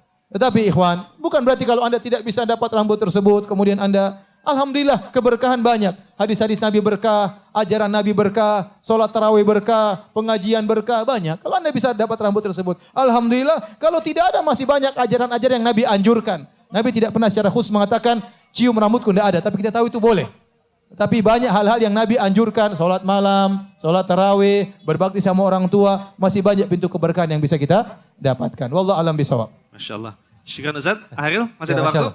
10 menit menjelang Baik. waktu berbuka, bagaimana? Pertanyaan terakhir Ustaz ya? Ya, terakhir ya. Terakhir setelah ini Oke, Ustaz oke. akan menyampaikan penutup. Baik, silakan. Terakhir. Brother silakan. Ada Brothers pertanyaan lagi, terakhir? brothers? Oh itu boleh, silakan. Yang baju putih, nah yang masih angkat tangan sekarang tuh. Agak jauh Silakan. sedikit. 10 menit lagi Ustaz. 10 menit lagi. Sebutkan nama dan domisili ya. Beda 2 menit sama sini. Silakan, pertanyaan terakhir. Ya. Singkat saja ya, silakan. Oke, Assalamualaikum warahmatullahi wabarakatuh. Waalaikumsalam warahmatullahi wabarakatuh. Dengan Nama siapa? saya Volta dari Jakarta. Ya, Saya silakan, ini Volta. Ustaz, qadarullah saya sudah bercerai dan nikah lagi. Tapi yang jadi Qadarullah, masalah, alhamdulillah. alhamdulillah. Alhamdulillah. Alhamdulillah ya. Tapi yang jadi masalah mantan istri saya itu selalu menebarkan fitnah kepada saya dan istri baru saya berusaha untuk bersabar sehingga sampai pada titik akhirnya dia mencela karena istri baru saya bercadar, dia mencela cadarnya dan sempat terlontar dari dia bahwa cadar itu hanya topeng, cadar itu hanya sosok wanita untuk menutupi seolah-olah dia soleha, seolah-olah wanita itu suci gitu. Baik. Itu yang membuat saya akhirnya agak marah. Bukan marah karena menghina istri saya, tapi menghinakan sunnah gitu ya. Baik. Tapi bagaimana saya harus bersikap Ustaz? Syukran jazakallahu khair. Wah, Assalamualaikum iya. warahmatullahi wabarakatuh. Waalaikumsalam warahmatullahi wabarakatuh. wabarakatuh. Syukran ahi, Masya Allah. Jadi bekas istri antum melakukan kemungkaran. Kalau menurut antum dinasihati berfaedah, bisa mengurangi kemungkaran, lakukan. Tapi dengan cara yang lembut. Jangan antum marah-marah. Antum nasihat dengan baik. Ya, dengan baik. Ini adalah sunnah Nabi. Tidak boleh nuduh niat orang. Orang pakai cadar baik nggak baik bukan urusan kita. Dia memakai syariat Rasulullah ya kita alhamdulillah senang. Adapun dia bertopeng itu bukan urusan kita, urusan masalah hati. Nabi tidak tahu isi hati orang-orang munafik dahulu. Kata Allah Subhanahu wa taala, "Wa mimman haulakum minal a'rabi munafiquna wa min ahlil madinati maradu 'alan nifaqi. La ta'lamuhum nahnu na'lamuhum." Ya, di penduduk kota Madinah ada orang-orang munafik yang kau tidak tahu hai Muhammad. Sementara kami tahu. Artinya apa? Nabi tidak tahu isi hati manusia. Kalau Allah tidak kasih tahu ini munafik, Nabi tidak bakalan tahu. Ya. Nah, kalau Nabi saja tidak tahu isi hati orang, apalagi anti, wahai bekas istriku. Nasihat baik-baik. Tapi kalau menurut Anda, dinasihat ini semakin menjadi-jadi, nggak usah digubris. Sudah ente peluk istri ente aja yang baru, yang rumah lupakan aja, nggak usah digubris. Putuskan semua, telepon, jangan sampai dia kontak antum, Facebooknya dimatikan, diblokir. Itu lebih aman. Ya. Baik, Masya Allah. Alhamdulillah, Haril, Ya, kita telah berada di akhir waktu Iya, ya. betul, Masya betul, Allah. betul. Berkali Ustadz ada penutup berada di akhir acara kita, silakan Ustadz. Alhamdulillah kita berterima kasih kepada pihak Al-Azhar yang telah memberikan kesempatan bagi kita untuk bisa menimba ilmu di tempat yang mulia ini dan bisa berkumpul bersama. Semoga pertemuan kita ini bukan cuma hanya di dunia, semoga Allah kumpulkan kita di surganya kelak. Demikian saja. Wabillahi taufiq wal hidayah. Assalamualaikum warahmatullahi wabarakatuh. Waalaikumsalam warahmatullahi wabarakatuh.